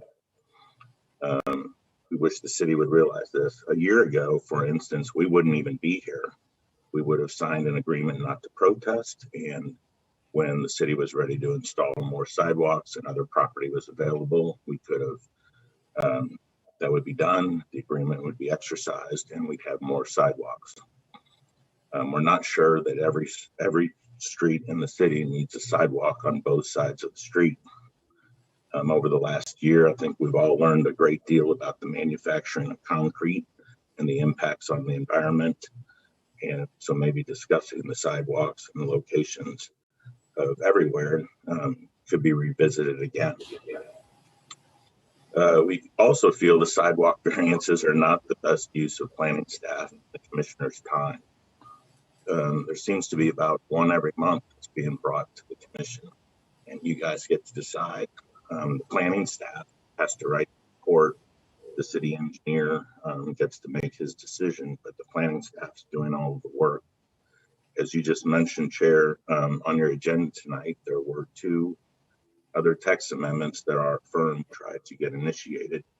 Actually, the city commission didn't initiate them, as you mentioned, and the main reason they used was because the planning staff has too much on their plate and they didn't want to give them any more work. So it seems like there may be a better process going forward to discuss the sidewalks and when variances are needed and or not, or waivers, and we could discuss them in a different manner.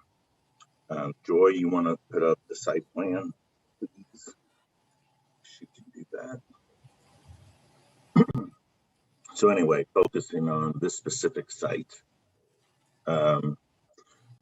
There's a site that we've been working on with some real development issues. It's an infill site, as you know, another word that we're supposed to be supporting, but it also shows that sometimes the infill sites having to meet current standards just makes it really difficult.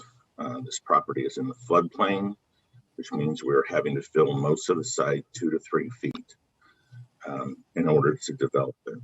We have replatted the property to clean up all the old vacations, the old lot lines.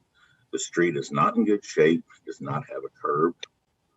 We have water entering our site from the northeast, from off the street. There are drainage issues already along our south property line and especially along the southwest side.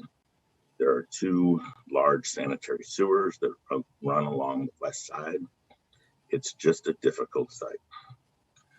I would think most of you guys are aware that, you know, throughout North Lawrence, the streets have no curbs and almost all of the drainage goes into open ditches. That's the way they handle the stormwater.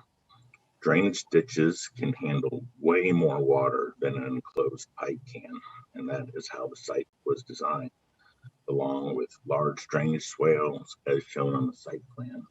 Joy, do we have something that shows the drainage improvement? There you go. So to the west, that swale is all across city property, and that's what's needed in order to get the water off our site and into an actual storm sewer.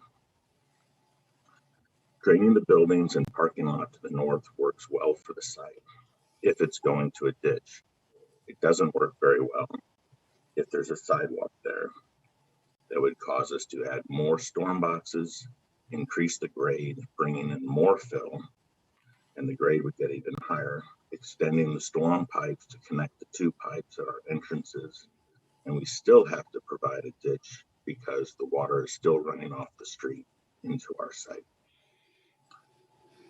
We can't drain the water to the south any more than we already are because of the property to the southwest already has issues, and we're limited with how wide we can make that swale at the southwest corner. I also think we have made the right choice with 3 buildings. They're not very big. They're 4,300 square feet, so they fit on the site. We're providing most the appropriate parking. We only have 2 entrances to try to keep that swale as large as we can. We also feel like we are offering a reasonable compromise that actually gets something useful. Extending the sidewalk to the park would provide a place for people to walk and leaving this site. Installing the sidewalks as requested doesn't go anywhere. It doesn't go to the east or the west. That has a better chance of a sidewalk sooner. It would seem that there's a better argument that adding a sidewalk to Lions Park is something the city could do sooner and certainly easier than trying to extend the sidewalks going east or west from our site. We understand when they mention that, you know, when sites redevelop, that site to the east has been there for next to ever. I don't see that redeveloping. If there's a house, which unless that gets replatted or site planned, which houses aren't site planned, then there's no reason for a sidewalk to be installed there. Again, I feel good that we aren't just asking not to install any sidewalks. That's not what we're asking. We think we're trying to propose something that seems more reasonable and gets a better solution sooner than just adding 400 feet of sidewalk on our site. I'd really like you to consider our proposal. We think it makes sense for the use and the zoning, and especially with what's across the street. We can talk about why the city park doesn't have any sidewalks. After this, I would encourage that maybe with some of your guys' help and city staff, maybe we can have them revisit their sidewalk policy and talk about where sidewalks really should be run and if we need them everywhere. So that's all I have right now. Happy to answer any questions. I'm sure you'll have some. And like I said, Joy is here and one of the property owners is here as well. Thank you. Thank you, Mr. Warner. Luke Sinclair, Chair. Do we have any members of the public that would like to make comments on this? If you're on the call, raise your hand digitally. If you're in person, walk up to the podium, I guess. And Kyle, can you help me know? Kyle Kobe with planning. I can confirm there's nobody in the room to speak on this item. And I do not see any hands going up via Zoom either. Thank you, Luke Sinclair, Chair. Then I'll bring it back to the commission so we can talk about it. And at some point, I guess, in the conversation, I guess it'd be nice to hear from, I think, Jeff about sort of whether and when sidewalks are going to be discussed as part of the process of revising the land development code. But and I don't know if that a good time for that is now or just some point in the further in the conversation. So if someone has pressing comments or questions they want to raise now, raise your hand. That'd be great. Otherwise, I'd be interested in hearing that from Jeff.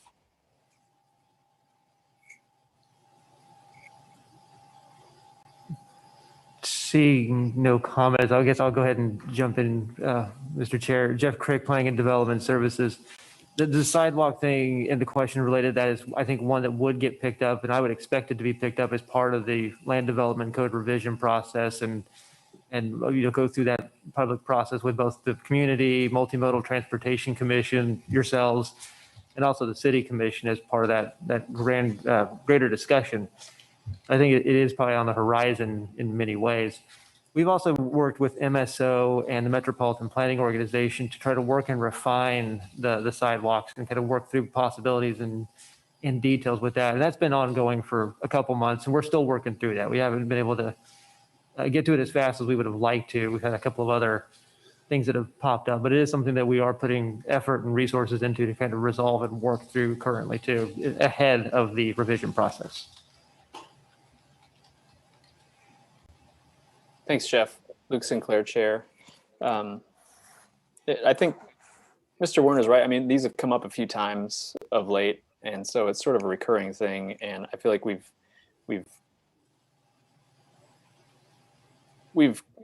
gone round and round, I think, in our discussions about it. And so I think we need to have a discussion again tonight. But I think it's worth considering too that we've got this upcoming overhaul. Or at least revision of the land development code that's going to implicate this. And I think a lot of our concerns or a lot of the things we wrestle with as we discuss these particular variances, hopefully will get addressed in that process.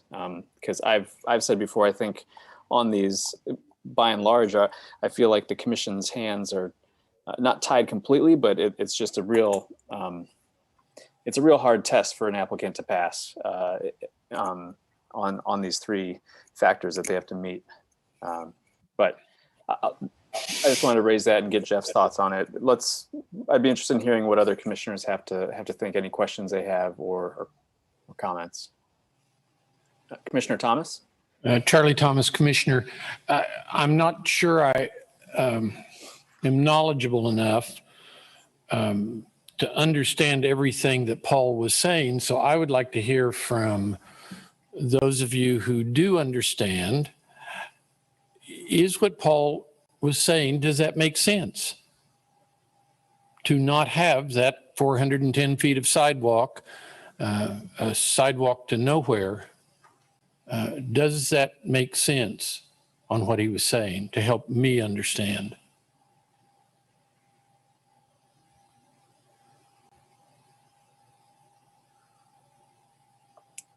Luke Sinclair, Chair, does any commissioner want to respond to that? I'm guessing there's going to be divergent opinions on it. Commissioner Rexroad? Yeah, so Commissioner Rexroad, Commissioner Thomas, I can't begin to claim that I'm an expert on that. I can tell you only that as I listened to Paul describe the situation, it does seem that there are some problems there that are created by the very thing that our code wants us to do. The solution that he's offered, in my mind, makes some sense. I have two questions though to help me get my mind around this a little bit more. As I look at the aerial of this area, I see what looks like a relatively new section of housing that was built, and I can't seem to pick up any sidewalks there. Is there someone from the city staff maybe that could talk a little bit about how that decision was made, and is there an agreement or something about those that we could apply here? And then the second question will be for you, Paul. If you did have some sort of a path to deferral of a sidewalk requirement now, but an agreement that one would happen later, how would you accommodate that in your plans so that you could meet the significant issues you talked about in terms of drainage into sewers, and in particularly the difference in grade that would be required? Answer them both. I noticed the houses just like you did. We pulled the plat. They were built in 2016, 2017, so they're not very old. That's part of the other reason that we're pushing to put the sidewalk on the north side and have the city do it, is that those houses, people there every day, they would get certainly more use out of a sidewalk to walk to the park. To your other point, we would certainly sign an agreement not to protest. I think if there was a bigger, at the time the sidewalks were to go in on the south side, that there would be other options available. The street could be regraded a little bit depending on how big of an improvement we would be looking at. Knowing that a sidewalk would be going to the west and to that storm sewer would open up some different options that right now we have to go around that house.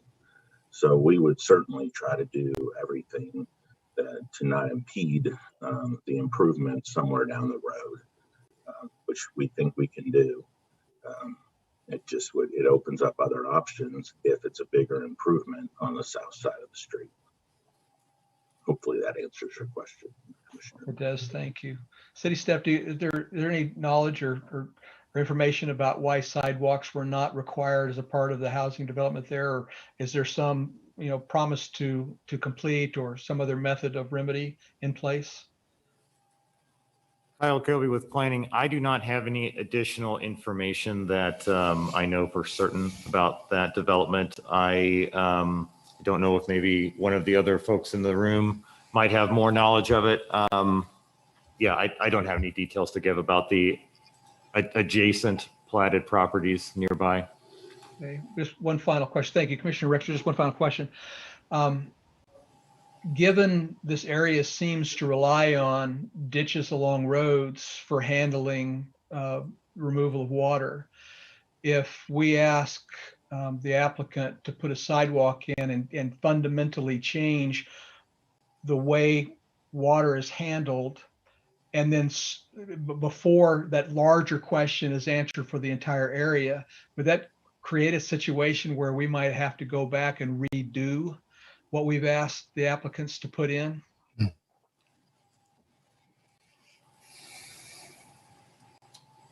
I'm not sure who that question's be addressed to.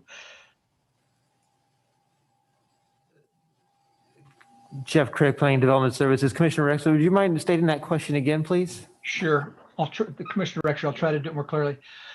It seems that the method for handling water in this area, and I've seen it larger in North Lawrence, is through ditches along roads.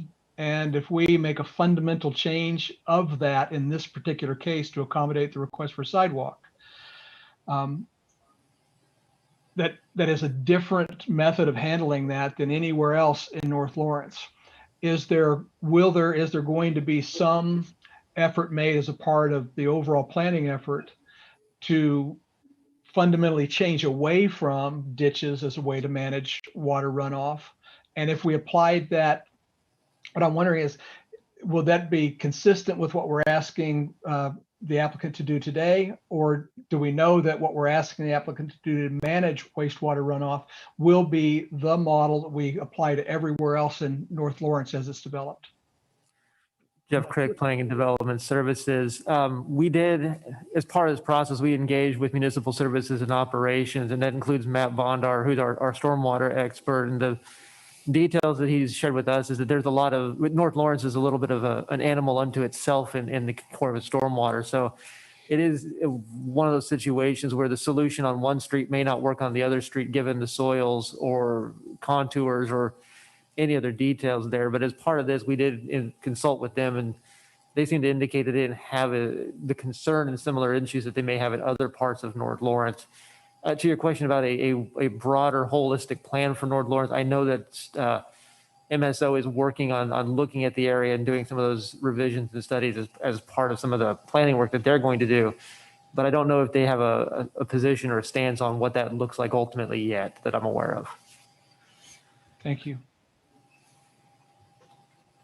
Sinclair Chair. Commissioner Thomas, I see your hand up. Charlie Thomas, Commissioner. Paul, I thought I heard you say that had this been a year earlier, that having the 410 feet of sidewalk would not be the issue that it is today. Is that correct?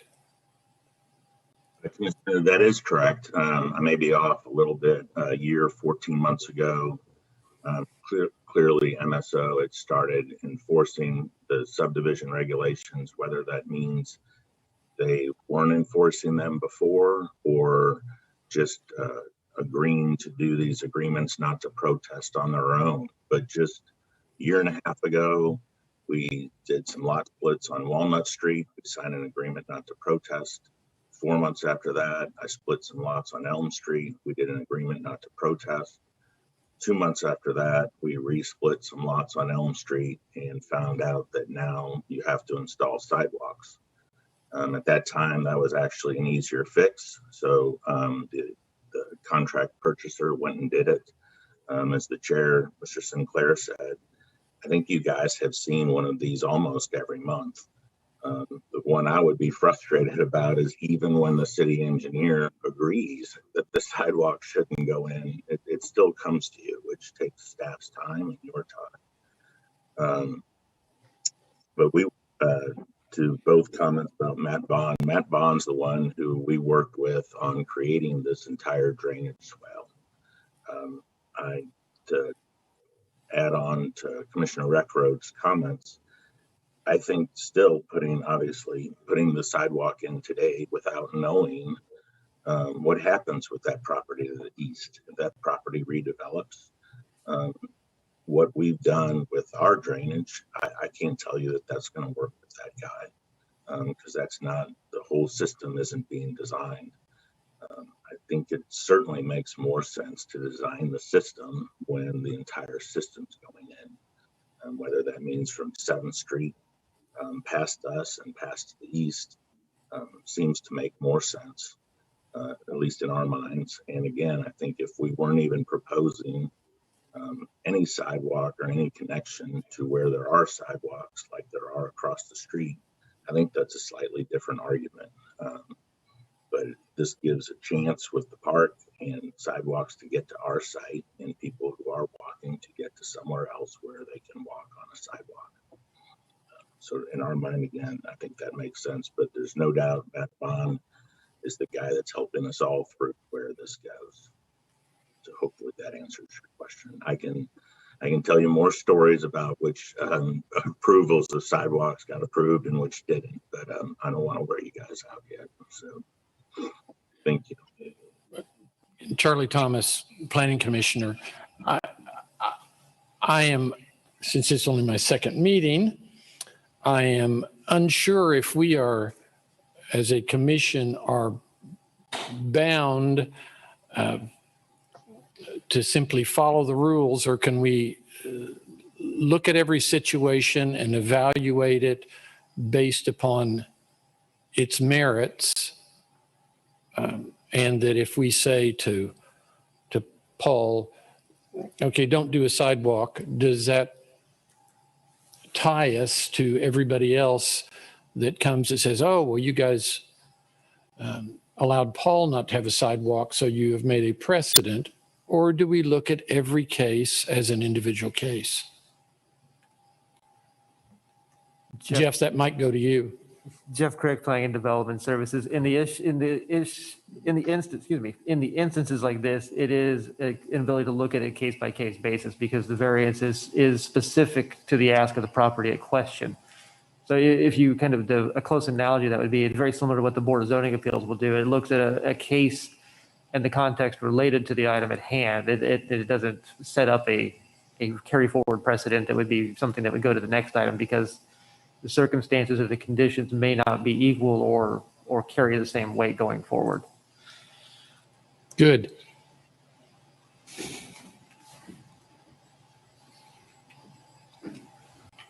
Luke Sinclair, Chair. Commissioner Rexroad. Is it an option? Do we have an option as a commission to ask for a promise to complete a sidewalk as the method had been used in the past? Is that still available to us? Jeff Crick, Planning and Development Services. The variance request is to dismiss the requirement for the sidewalk going forward. So if the variance is denied, there is the ability to go and get an agreement not to protest a benefit district after the variance has been out there. Based upon our discussions with municipal services and operations, they did not support an agreement not to protest in this instance because of the conditions they found in the area and requiring the sidewalk as part of the development pattern. Excuse me, as part of the development project. Sorry about my apologies for the wrong word there. Okay, to make sure I understand, then does that mean that this is binary? We either deny the variance request, we accept the variance request, and there can be no future, we can't bind the applicant for future actions. Jeff Craig, Planning and Development Services. Let me look in the code one moment to confirm that, but I believe that to be the case.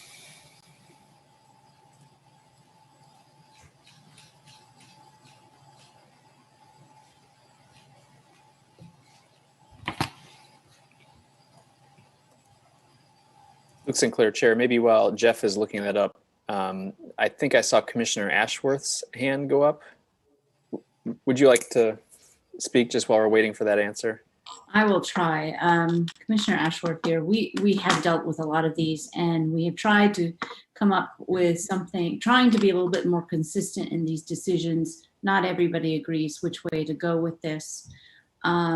But I certainly take to heart what Commissioner Sinclair has said in a couple of these in terms of really there are rules set forward, and he can say it much better than I can understanding this, the rules and regs, that it really is a high bar for an applicant to not build a sidewalk. It's what's in Plan 2040. It's certainly a goal that we have. If we do not ask that these sidewalks be built, they will never get built. We keep kicking the can down the road. We do not have a network of pedestrian ways, safe sidewalks to schools, parks, and this is how it happens, is variance by variance by variance by variance. And so I'm inclined to, until we have the larger discussion, to stick with what's in the code and what is required. Staff has found there's no hardship. The city engineer has recommended the sidewalk be put in. And so that's the way I am leaning. Jeff Crick, Planning and Development Services, did find my section here is the powers of the Planning Commission is to grant or deny the variance of the design standards of the section. So it is to grant or deny. Thank you, Jeff. I saw Commissioner Shanklin's hand go up first. Greg Shanklin, Planning Commissioner. I guess, first of all, just a general statement here. I often leave our meetings thinking we lack the tools to find efficient middle ground compromise solutions on the matters that come before us. And sidewalks are an excellent example of that. We've had other occasions where, you know, I think we as a commission would have agreed on something, but we find ourselves voting against it because we don't have the tools to make those efficient compromises on the fly. In this particular case, I have no problem finding that this is a hardship. I have no problem finding that the solution that's been proposed to put the sidewalk along the park. I mean, today I was over there and saw a guy pushing his child in a stroller down the street because he didn't have a sidewalk to use for his child's stroller. A continuous length of sidewalk on the park side makes perfect sense to me. It's consistent with the requirements of the variance. And so I don't see why we can't go that route, particularly given the site demands. I think it is going to be difficult and expensive to put in a good sidewalk as well as the stormwater drainage that's required. And you know, North Lawrence certainly needs attention paid to that issue. So that's it from me. Thank you. Thank you, Commissioner Shanklin. Commissioner Carpenter. Jim Carpenter, Planning Commissioner. Jeff, could you briefly restate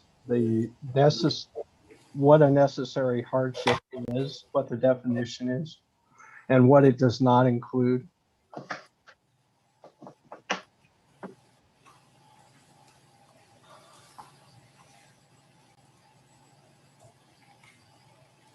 Jeff Craig, Planning and Development Services. Give me one moment to pull that up. I've almost have it memorized, but I don't have it fully. This comes from section 20-815 of the subdivision regulations. An unnecessary hardship, the definition is the condition resulting from application of these regulations when viewing the property in its environment that it is so unreasonable as to become an arbitrary and capricious interference with the basic right of private property ownership, or convincing proof exists that it is impossible to use the property for a conforming use, or sufficient factors exist to constitute a hardship that would in effect deprive the owner of their property without compensation. Mere financial loss or the loss of a potential financial advantage does not constitute an unnecessary hardship. Thank you, Jeff. Jim Carpenter, Planning Commissioner. I see Randy Harkins lurking. Randy, if you could join us, and you give us this training every year. So if this is purely financial, is it correct that it is not a necessary hardship?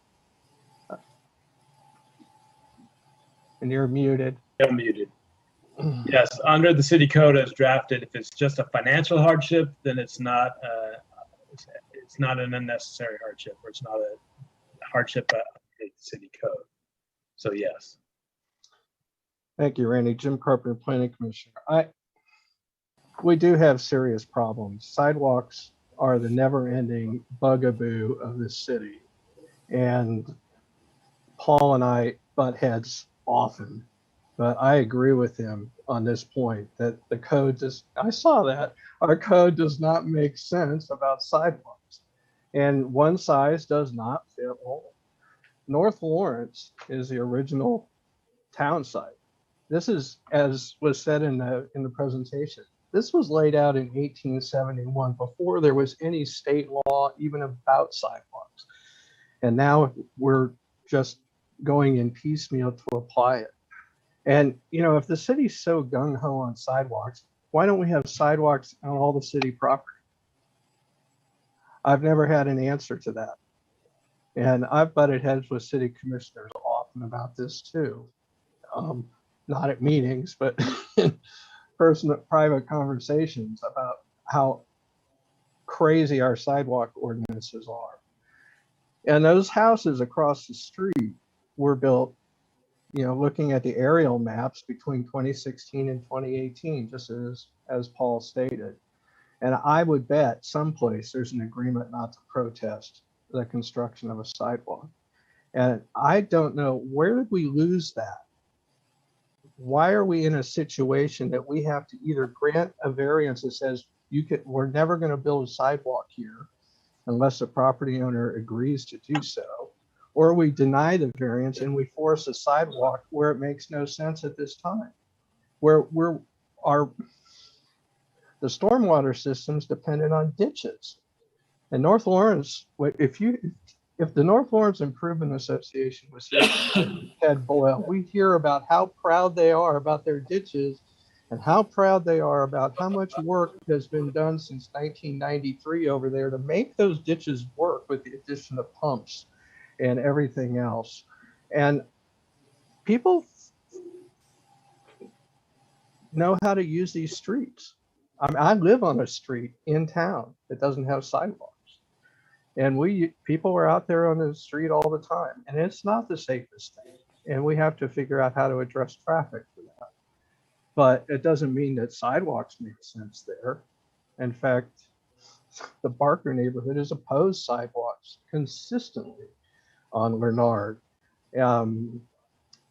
because of the loss, because the city at the time was saying you'd have to expand the streets and put in gutter and we'd lose a couple of hundred trees. And nobody was willing to do that. And so the one size fit all doesn't work, but we're in a no-win situation here tonight. We don't meet the definition of a variance. And I'm not happy with saying you never have to build a sidewalk. I'm not happy with, I can't go with that. But at the same rate, I'm not happy with having to say you have to build a sidewalk. It doesn't make sense. It makes sense that this would be an agreement not to protest, but we don't have that ability. So I don't know where we go with this tonight because I don't want to vote on either option. I don't want there to be a variance, and I don't want to force a sidewalk where the city's not even doing its own fair share of the job and putting a sidewalk on its own property right across the street. So I see a definite conflict here, but that's not part of the variance request. That's just an observation about how messed up our sidewalk policies are, and they need to be revamped. And like has been said many times, one size does not fit all. And we need North Lawrence. We need to know what they think about the sidewalks up here, because this is, if there is a historic community in this town, this is part of that historic community. And, you know, it's not always good to force things in there. The transportation system up there is what it is. And yes, you use a sidewalk on a Locust, you use a sidewalk on Elm because those are carrying most of the traffic, but you go so far on them and the sidewalks disappear. I think they go up to 7th Street for the most part. And then after that, there's no sidewalks. So I understand we need to expand the policy. I think MSO is making high-level policy without ever going out and looking and making sense of the various areas that they're making recommendations about. They're just using standards and looking at maps. They need to go out and see what the community, how they're actually used, and they're not doing that. And I can give other examples of that. So it's just, where do we go on this? I don't know what we can do. Can you defer a variance forever? And if we do, does that mean that you can't build the infill development? So I guess that last one's a question to staff. If we don't take an action on this redevelopment of this site, Kyle Kobe with planning. The installation of the whether or not the sidewalk would need. Protest the benefit district could be entered into afterwards. At the moment, the city engineer did not support the agreement not to protest at the beginning of the process. So it is possible for the variance to be denied and the agreement not to protest to be entered into afterwards. So the powers of the planning commission in the instance is to either approve or deny the variance. It is not quite the same as you would have in other zoning cases. So I did want to kind of clarify and bring that point forward for the commission's discussion. Yeah, Jim Carpenter, Planning Commission, I'm all too aware of that it is the either or dichotomy that Commissioner Rexford pointed out. And we are the final say. It doesn't go to the city commission. This is one of those rare examples where we make the final decision. So we're in a no-win situation. Mr. Werner, you got something that you want to add to that? I think so. You reminded me I should have had Teddy Boyle here. I don't know if that would have helped or not. But I don't, anywhere in our presentation, we didn't mention money. I mean, this is really about the ability to develop that site. Obviously, the sidewalk is a little bit of money, but it's not the problem. It's about handling the stormwater and the conditions of the street. Have to deal with North Lawrence and its ditch. So really, I could tell you guys how to look at a hardship, but I think that's the hardship. But it's not about the money on the cost of 400 feet of sidewalk. And I agree with you, Mr. Chairman Carpenter. I mean, part of the reason we did bring this is as you stare at the city park across the street, I really struggle with the guys forcing my client to build a sidewalk when you look at the park and there's not a sidewalk there. I struggle with how to reconcile that. But, Jeff, to your point, I'm not sure. I mean, I don't know, can the commission can deny it and you convince whoever the city engineer is that we assign an agreement not to protest. I mean, I'd probably go the other direction and have them approve the variance and that we would still sign an agreement not to protest. That would seem to be a safer bet for my client. And doing all of this again, if we had to. But those are my thoughts at the moment. I know some people are still.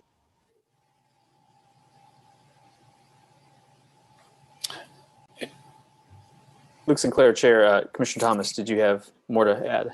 Yeah, Charlie Thomas. Again, perhaps because I'm new, I simply don't understand the total function of this committee. It seems that we have added conditions. We added a 16th condition to the dams when they applied for their CUP. Can we not just add a condition here? Can we not just arbitrarily add something to this? Luke Sinclair, Chair. Commissioner Thomas, is that a question for staff? Or are you just I don't care who. Okay. Charlie Thomas, Commissioner, I don't care who it's for. Jeff Crick, Planning and Development Services. Based on the code section for 2813B2, it just empowers the Planning Commission with the ability to grant or deny the variances. It doesn't empower it with approve with conditions or any language associated with that. It does just it reads as grant or deny the variances to the design standards.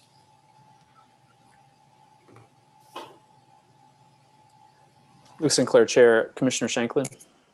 Greg Shanklin, Planning Commissioner. I just like to clarify a point here. While what Mr. Larkin said is dispositive on the law, it's our job to decide how to apply the facts to the law. And so I just wanted to clarify my position with respect to what Commissioner Carpenter said, which I believe, Jim, that you drew the conclusion that there wasn't an unnecessary hardship here that wasn't solely financial. And I just wanted to make the point that I think there is reasonable people can of course disagree on whether or not that's an arbitrary or capricious position, and such that I think it's up to us to vote on that point, not just to assume that it's not a hardship. Thank you, Commissioner Shanklin. Commissioner Carter? Yes, thank you, David Carter, Commissioner. I just want to follow up on Commissioner Shanklin's comments. I've been sitting here stewing for a while. I agree 100% with Commissioner Ashworth's comments about, this is how a transportation network doesn't get constructed. At the same time, I am completely sympathetic in this case with Mr. Werner's points.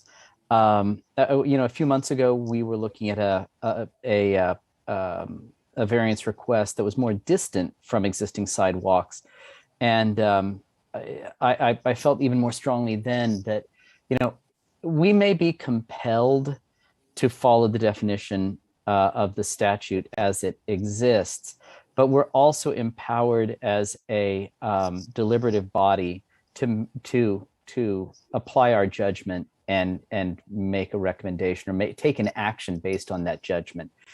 And I grew up on Barker Street, the 2200 block of Barker Street, when it was ditches, and it was probably the mid 70s when the current curbed sewer system was built and sidewalks were built. And it was a transformation. And a few years ago, we saw something similar along 19th Street. It wasn't ditches, but with the sidewalk infrastructure being built along with bike lanes along 19th Street. And it just seems to me that this particular case, an isolated 400-foot stretch of sidewalk is not really going to help anybody.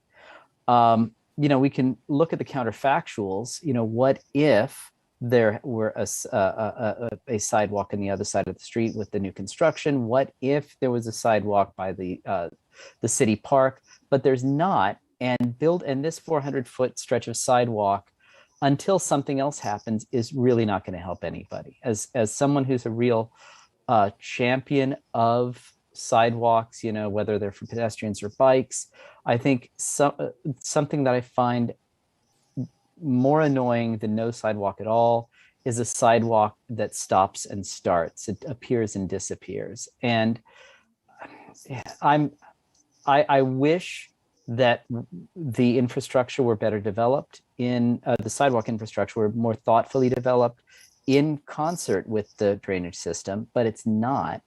And I am going to support the applicant's request for a variance, because right now we are proving his point that we're spending an endless amount of time on every one of these requests.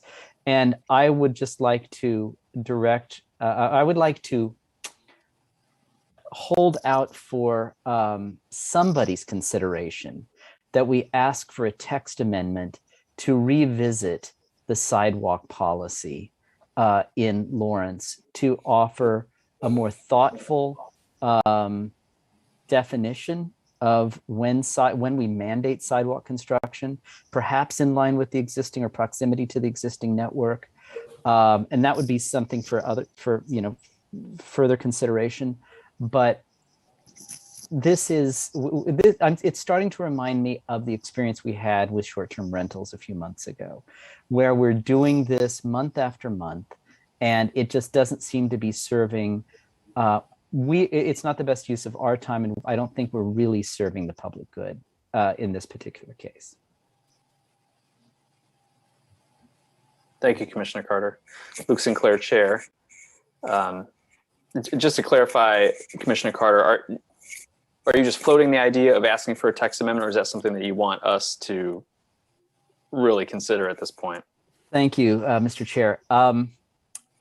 With my total lack of legal experience and relative lack of experience along the lines of directing staff, I guess I'd open that up for perhaps Commissioner Carpenter to weigh in on. I would, my desire is for staff to give that serious consideration. I would like that to happen.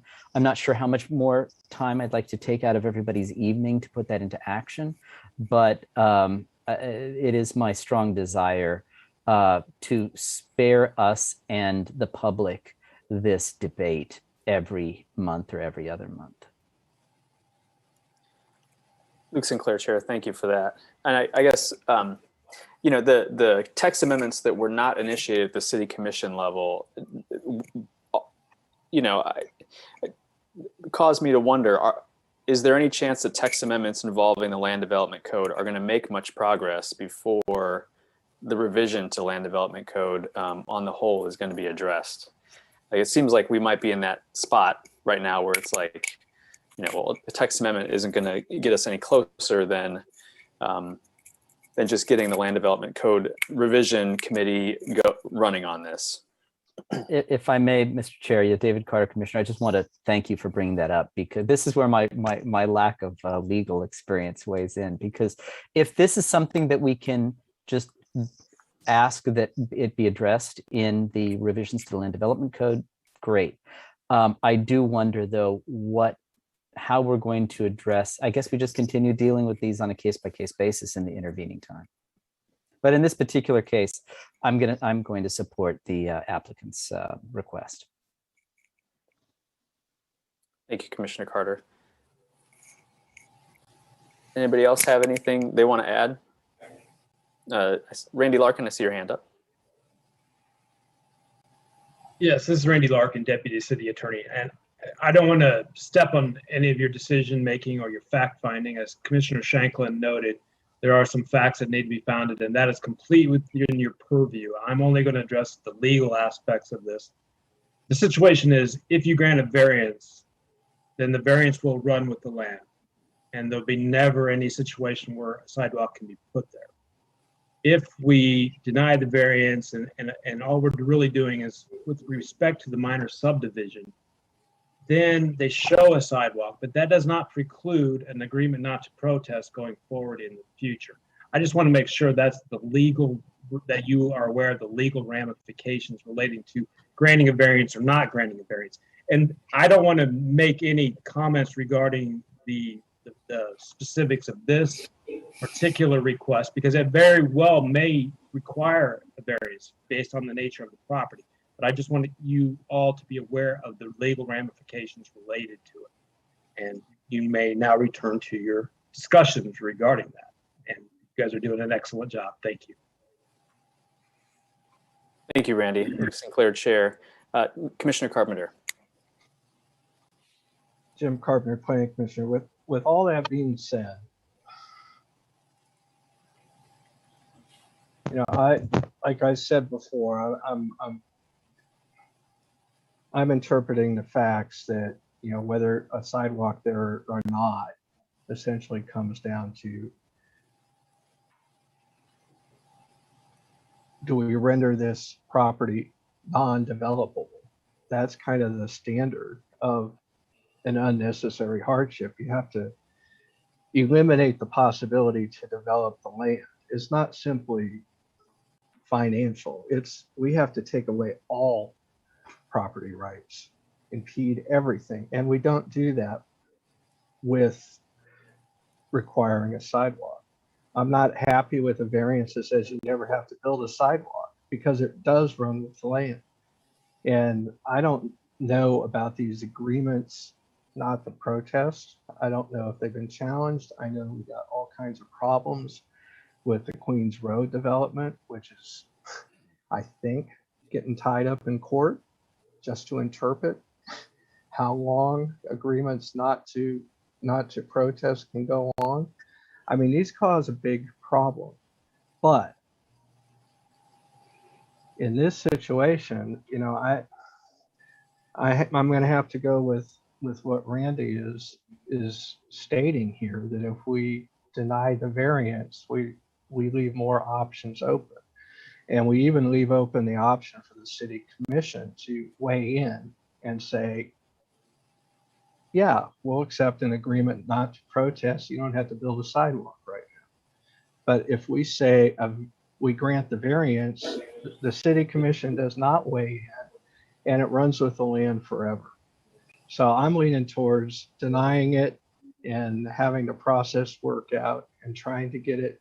Maybe it has to be through an appeal by the applicant to the city commission about requirements of planning staff, but it still has a mechanism that it can get to the city commission for them to weigh in on this subject and to modify it and to say, okay, we will accept this agreement not to protest in this situation, if that is truly what the applicant is willing to do.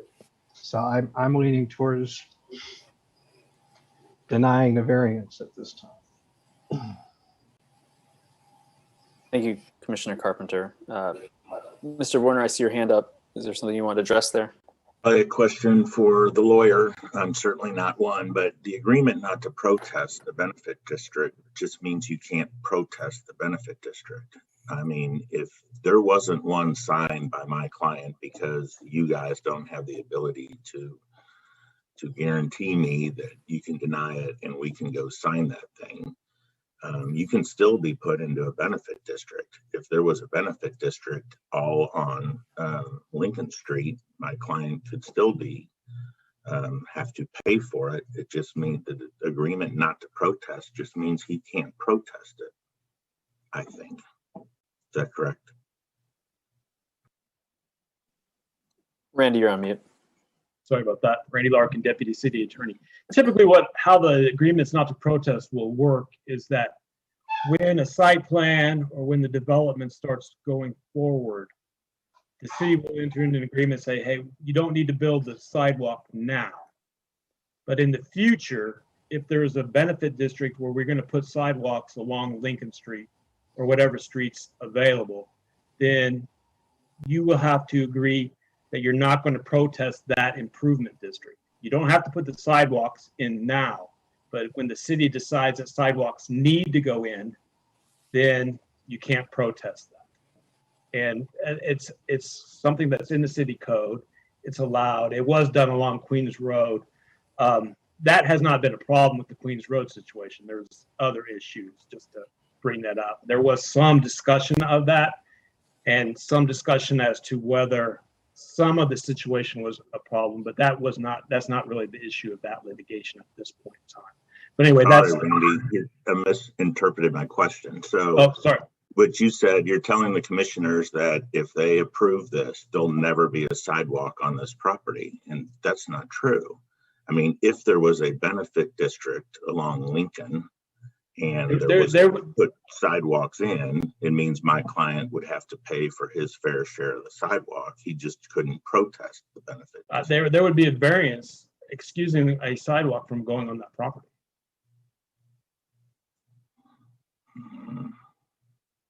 Now, he might have to participate in a benefit district. Right. I don't know they'd have to put one on his property. I think they'd put one on his property if they were really building sidewalks all along Lincoln Street. I don't know.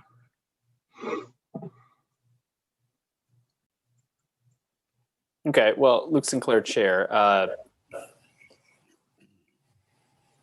Does anybody, I guess, do any other commissioners want to weigh in one way or the other, given this discussion, or I guess a little bit of the discussion on what can happen after a denial, as to which way they want to lean? It's on some level, I do think we can get to a point where, you know, the discussion on this, we're going to get diminishing returns. And I think Commissioner Schenklin's right to some degree that, you know, we just need to vote. I think that's probably the best way to talk or to demonstrate what everyone's opinions are, positions are at least. So I'm happy to have other people speak and maybe offer what they think, but I'm also honestly willing to take a motion too if someone wants to make it. Commissioner Rexroth, I see your hand up. Commissioner Rexroth, Commissioner Sinclair, I agree with that approach. I do want to put my thoughts out here on the record. Supporting the variance request, I don't think prohibits or prevents a sidewalk from ever being built. I think the applicant can do that if the structure of the streets change, if we come up with a new approach to how stormwater is going to be handled. All of those things could precipitate that discussion again. I understand that it does go with the land, but there's a lot of things out there that could affect that, and a sidewalk is not prevented. 1, 2. There is a solution being offered that does provide a sidewalk in that space, not on that side of the street, but in a way that perhaps provides a greater benefit for what the sidewalks are intended to do. And honestly, I feel like we could have come into a situation like this with options other than just the binary yes or no. And that the absence of that binary yes or no puts the burden back on the applicant, as opposed to what I consider to be maybe a insufficiently prepared city when they're brought a situation like that. So for that reason, I'm going to support the waiver, support the variance, and certainly would welcome getting to a vote. Thank you, Commissioner Rexroad. Any other comments? Motions? I'd be happy to make a motion if we're ready. Luke Sinclair, Chair, feel free to do so, Commissioner Rexroad. Commissioner Rexroad, I move that we approve the variance requested for minor subdivision MS-21-00194 from providing sidewalks as required per section 20-811 sub C sub 1 sub I for a local street in accordance with the provisions per section 20-813 sub G in the Land Development Code of property located at 700 Lincoln Street. Thank you, Commissioner Rexroad. We have a motion to approve the variance. Do we have a second? Saw a number of hands go up. Commissioner Shanklin, I feel like it was the first one I saw. I'll second. Thank you. Okay, with that, any other comments before we vote? Jeff, could you read the roll? Jeff Crick, Planning and Development Services. Commissioner Ashworth? No. Commissioner Butler? No. Commissioner Carpenter? No. Commissioner Carter? Yes. Commissioner Rexroad? Yes. Commissioner Shanklin? Yes. Commissioner Sinclair? No. Commissioner Thomas? Yes. Motion is 4-4, so it fails to advance.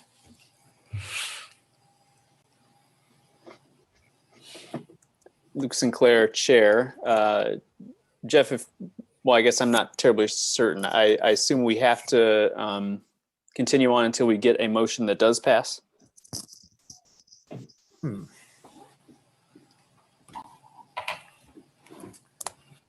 Mr. Chair, if I may, David Carter, Commissioner, if I'm not mistaken, the next step is to make a motion on to deny and to vote again. And if that ties as well, I think the determination, if I may, Jeff, what's the determination if both votes are tied?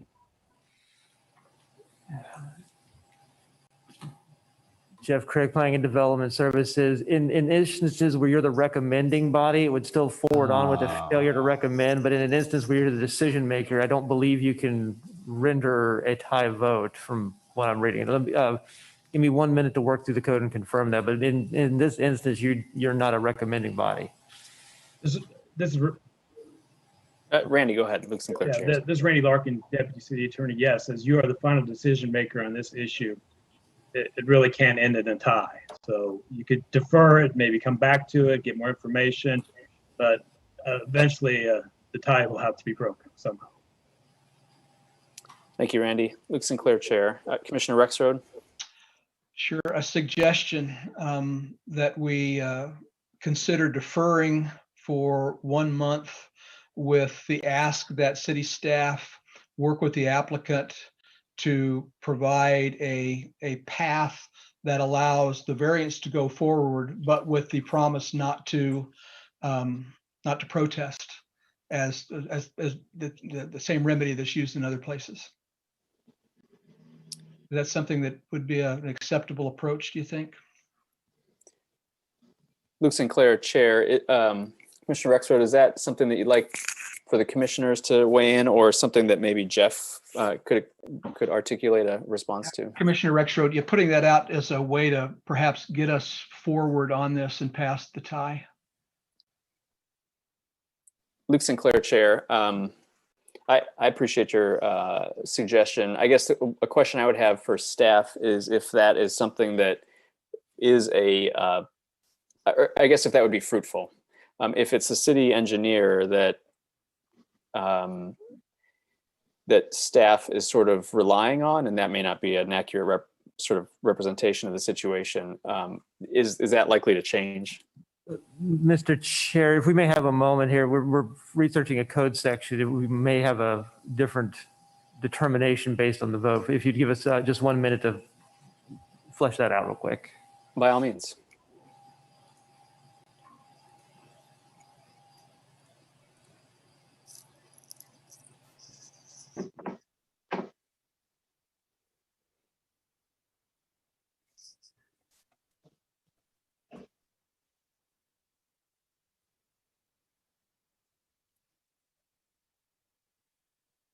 Jeff Craig, Planning and Development Services. Staff has found a code section 20-811 subsection C1 3B that states if the Planning Commission takes no specific action on a proposed variance for part or all of a sidewalk requirement, the variance is deemed to be denied. In reviewing the variance and the standards of the section with width, special consideration given to the collector streets and adjacent to collector streets, arterial streets. Staff is trying to work through if that section is applicable in the instance. So we were just trying to make sure we fully understood that section to guide you on the discussion. So if you give us 1 minute, we'll keep working through that section. Thank you, Jeff.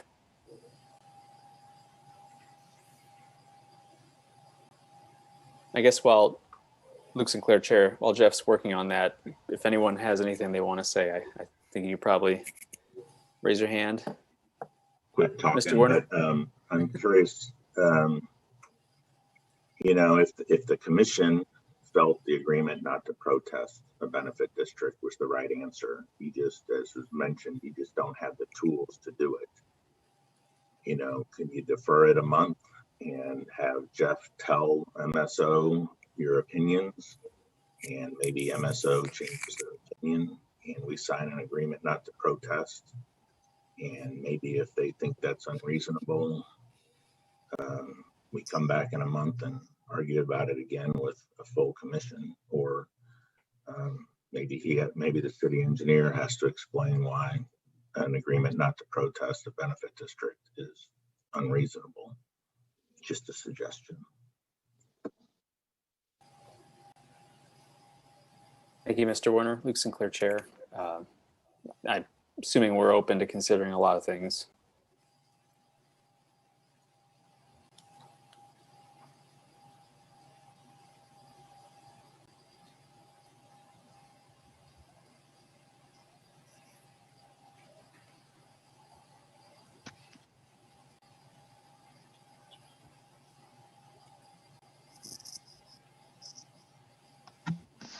Jeff Craig, Planning and Development Services. Based on the read of the code there, the section does state if the Planning Commission takes no specific action on a proposed variance for all or part of a sidewalk requirement, the variance shall be deemed to be denied.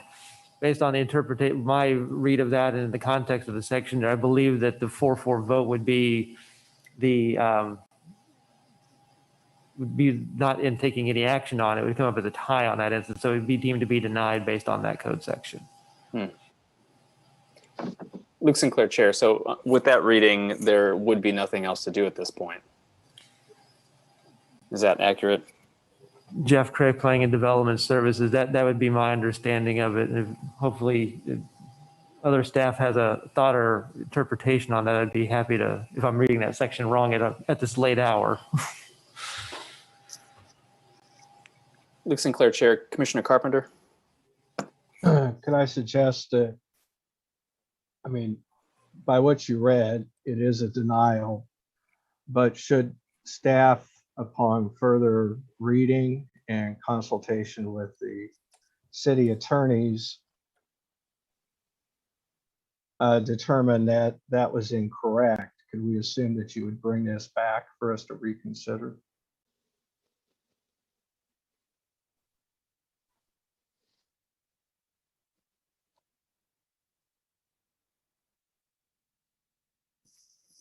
I guess that's to Jeff or Randy. I mean, after we've had more time to determine whether we actually denied it with our tie vote, if that's an incorrect interpretation, would you bring this back to us again?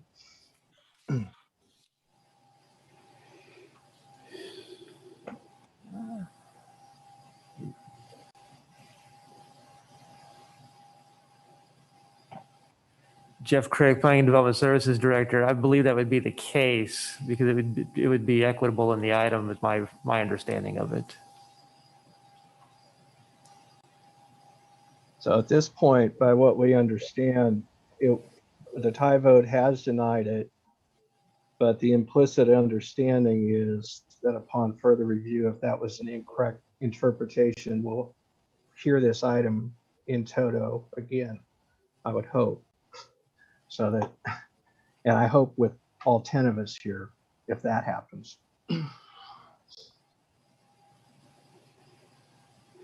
So I don't know that we have anything else to do on it tonight, Chair, Mr. Chair. Thank you, Commissioner Carpenter. I appreciated those comments. I think it was worthwhile pointing out that we're missing a couple. Mr. Werner, one more chance. I mean, to your point, one, so there's 8 of you. Maybe with the planning director talking to MSO, telling them that it's, you know, this isn't an 8-0 no vote. It's 4-4. Obviously, the commissioners are struggling with this as we are. We defer it a month and see if the city engineer changes his mind and we don't have to come back, or we come back in a month if 10 people are here, or 9, and see what happens then. Luke Sinclair, Chair. Thank you, Mr. Werner. Randy, did you want to address that? This is Randy Larkin, Deputy City Attorney. If the City Commission, if the Planning Commission wished for that, you know, to discuss maybe an agreement not to protest or go further with discussions with the city engineer and wanted to defer it a month, it could, if the person who made the motion, you know, withdrew his motion and there was a revote to withdraw that vote. And then if you wanted to vote to defer it, we could do that. You can do that under the Roberts rules, if that's the way the Planning Commission wanted to go with it. Otherwise, Jeff is correct that the 4-4 vote would be a denial at this point. Okay, Luke Sinclair, Chair. Thank you, Randy. I mean, based on that, I think Commissioner Rexroad, you made the motion, right? Would you want to, what would it be? Move to withdraw it and have a vote on that, and then, I mean, that's correct. And the second would also have to then approve the withdrawal, and then you'd vote on that, and it would go, then you would vote on the deferral. Okay, thanks, Randy. Luke Sinclair, Chair. The ball's in your court, Commissioner Rexroad. So, Commissioner Rexroad, I think I understand the process. The question I suppose I have, and only time will tell, is if we tie on the vote to not vote, where does that leave us? Then it would not pass, and the vote would stand as is. All right, we'll give it a shot. This Commissioner Rexroad, how do I formally do this? I formally withdraw my motion. Is that right? Say you withdraw your motion, and then the second would have to withdraw it, and then the commission would vote as to whether or not they would wanted to allow that to proceed. All right, Commissioner Rexroad, I withdraw my motion to approve the waiver. Sinclair, Chair. I think Commissioner Shanklin, were you the second on that? Yes, Commissioner Shanklin, I withdraw my second, and to the extent that there's a motion on the floor to vote on that, I second that motion. And then the commissioners then would vote then to allow either the withdrawal of that motion or not. Okay, Luke Sinclair, Chair, then I guess, Jeff, would you call the roll on that? Certainly. Jeff Craig, Planning and Development Services. Commissioner Ashworth? No. Commissioner Butler? No. Commissioner Carpenter? No. Commissioner Carter? Yes. Commissioner Rexroad? Yes. Commissioner Shanklin? Yes. Commissioner Sinclair? Yes. Commissioner Thomas? Yes. Motion passes 5-3. Luke Sinclair, Chair. This is the reason why we have so many viewers on YouTube, these sorts of discussions.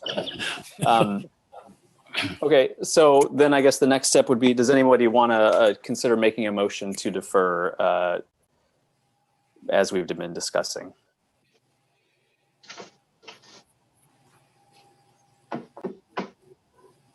I can take a shot at that. Please do. Commissioner Rexroad, I move that we defer the decision. Let me get to my information here. Apologies.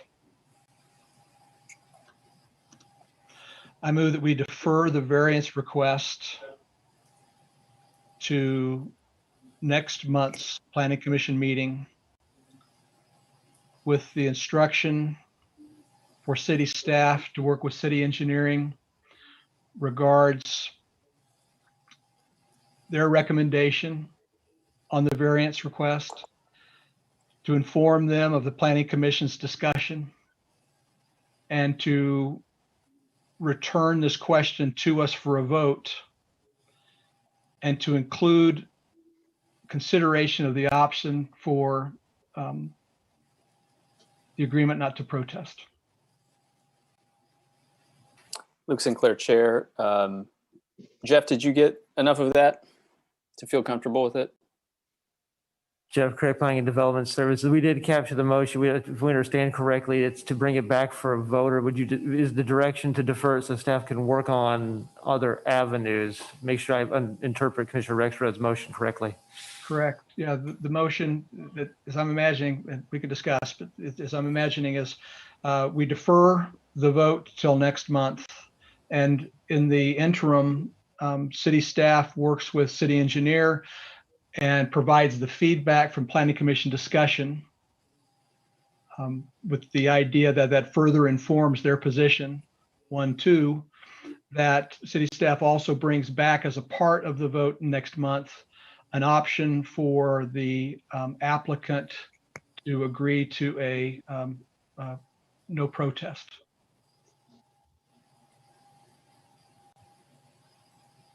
Luke Sinclair, Chair. How about that, Jeff? Jeff Craig, Planning and Development Services. Yes, we got that one down. Okay, so we have a motion. Commissioner Shanklin, are you seconding it? I am seconding it. Greg Shanklin, Commissioner. Yeah. Very good. Any other comments before we vote? Commissioner Ashworth. Commissioner Ashworth, just point of order. Can we actually put in a motion to require that there be an option of a benefit district or no protest of a benefit district? That sounded kind of odd to me. Question to staff.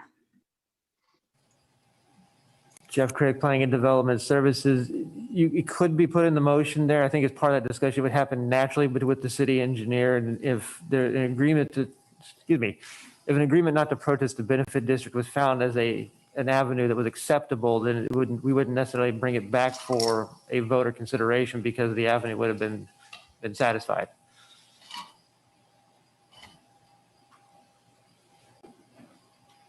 Luke Sinclair, Chair. Any other questions or comments?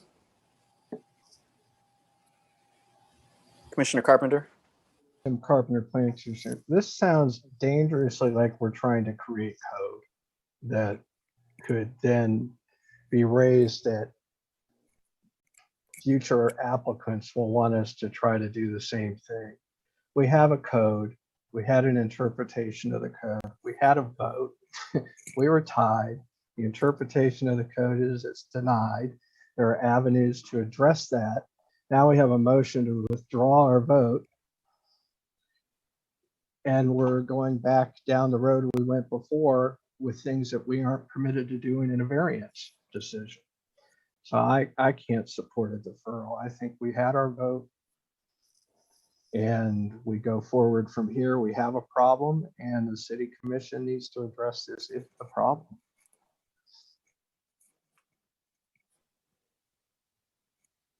Luke Sinclair, Chair. Commissioner Ashworth? Commissioner Ashford, I just have to say I agree with Commissioner Carpenter on this one. Luke Sinclair, Chair. I agree with both of you. The only thing I'm sort of hanging on is that there's the chance for discussion of an agreement not to protest, which is something that I feel like most people have indicated they wish was an option. And that sounds like something that can be discussed. And that discussion itself, I think, is worthwhile. And whether it comes back to us or not, or when it comes back to us, I think we'll just have to have the conversation again if that's not something that's feasible or recommended. But are there other comments, Commissioner Carter? David Carter, Commissioner. I guess I would turn Commissioner Carpenter's observation to Randy and ask if this creates a legal precedent or just a reasonable expectation. Because if it's just a reasonable expectation, applicants can ask for whatever they want, but that's up for deliberation. We don't have to accommodate that. This is Randy Larkin, Deputy City Attorney. This would not create any precedent. These cases are all heard on a case-by-case basis based on the totality of the circumstances and the facts presented to you. So no, this would not have any precedential effect on another application. Someone might request to go it this way or a different way, but we're not bound by what happens tonight or what happens with this decision. Thank you, Randy. David Carter, Commissioner. With that in mind, I support the deferral. So I'm happy to continue. Luke Sinclair, Chair. Any other comments before we vote?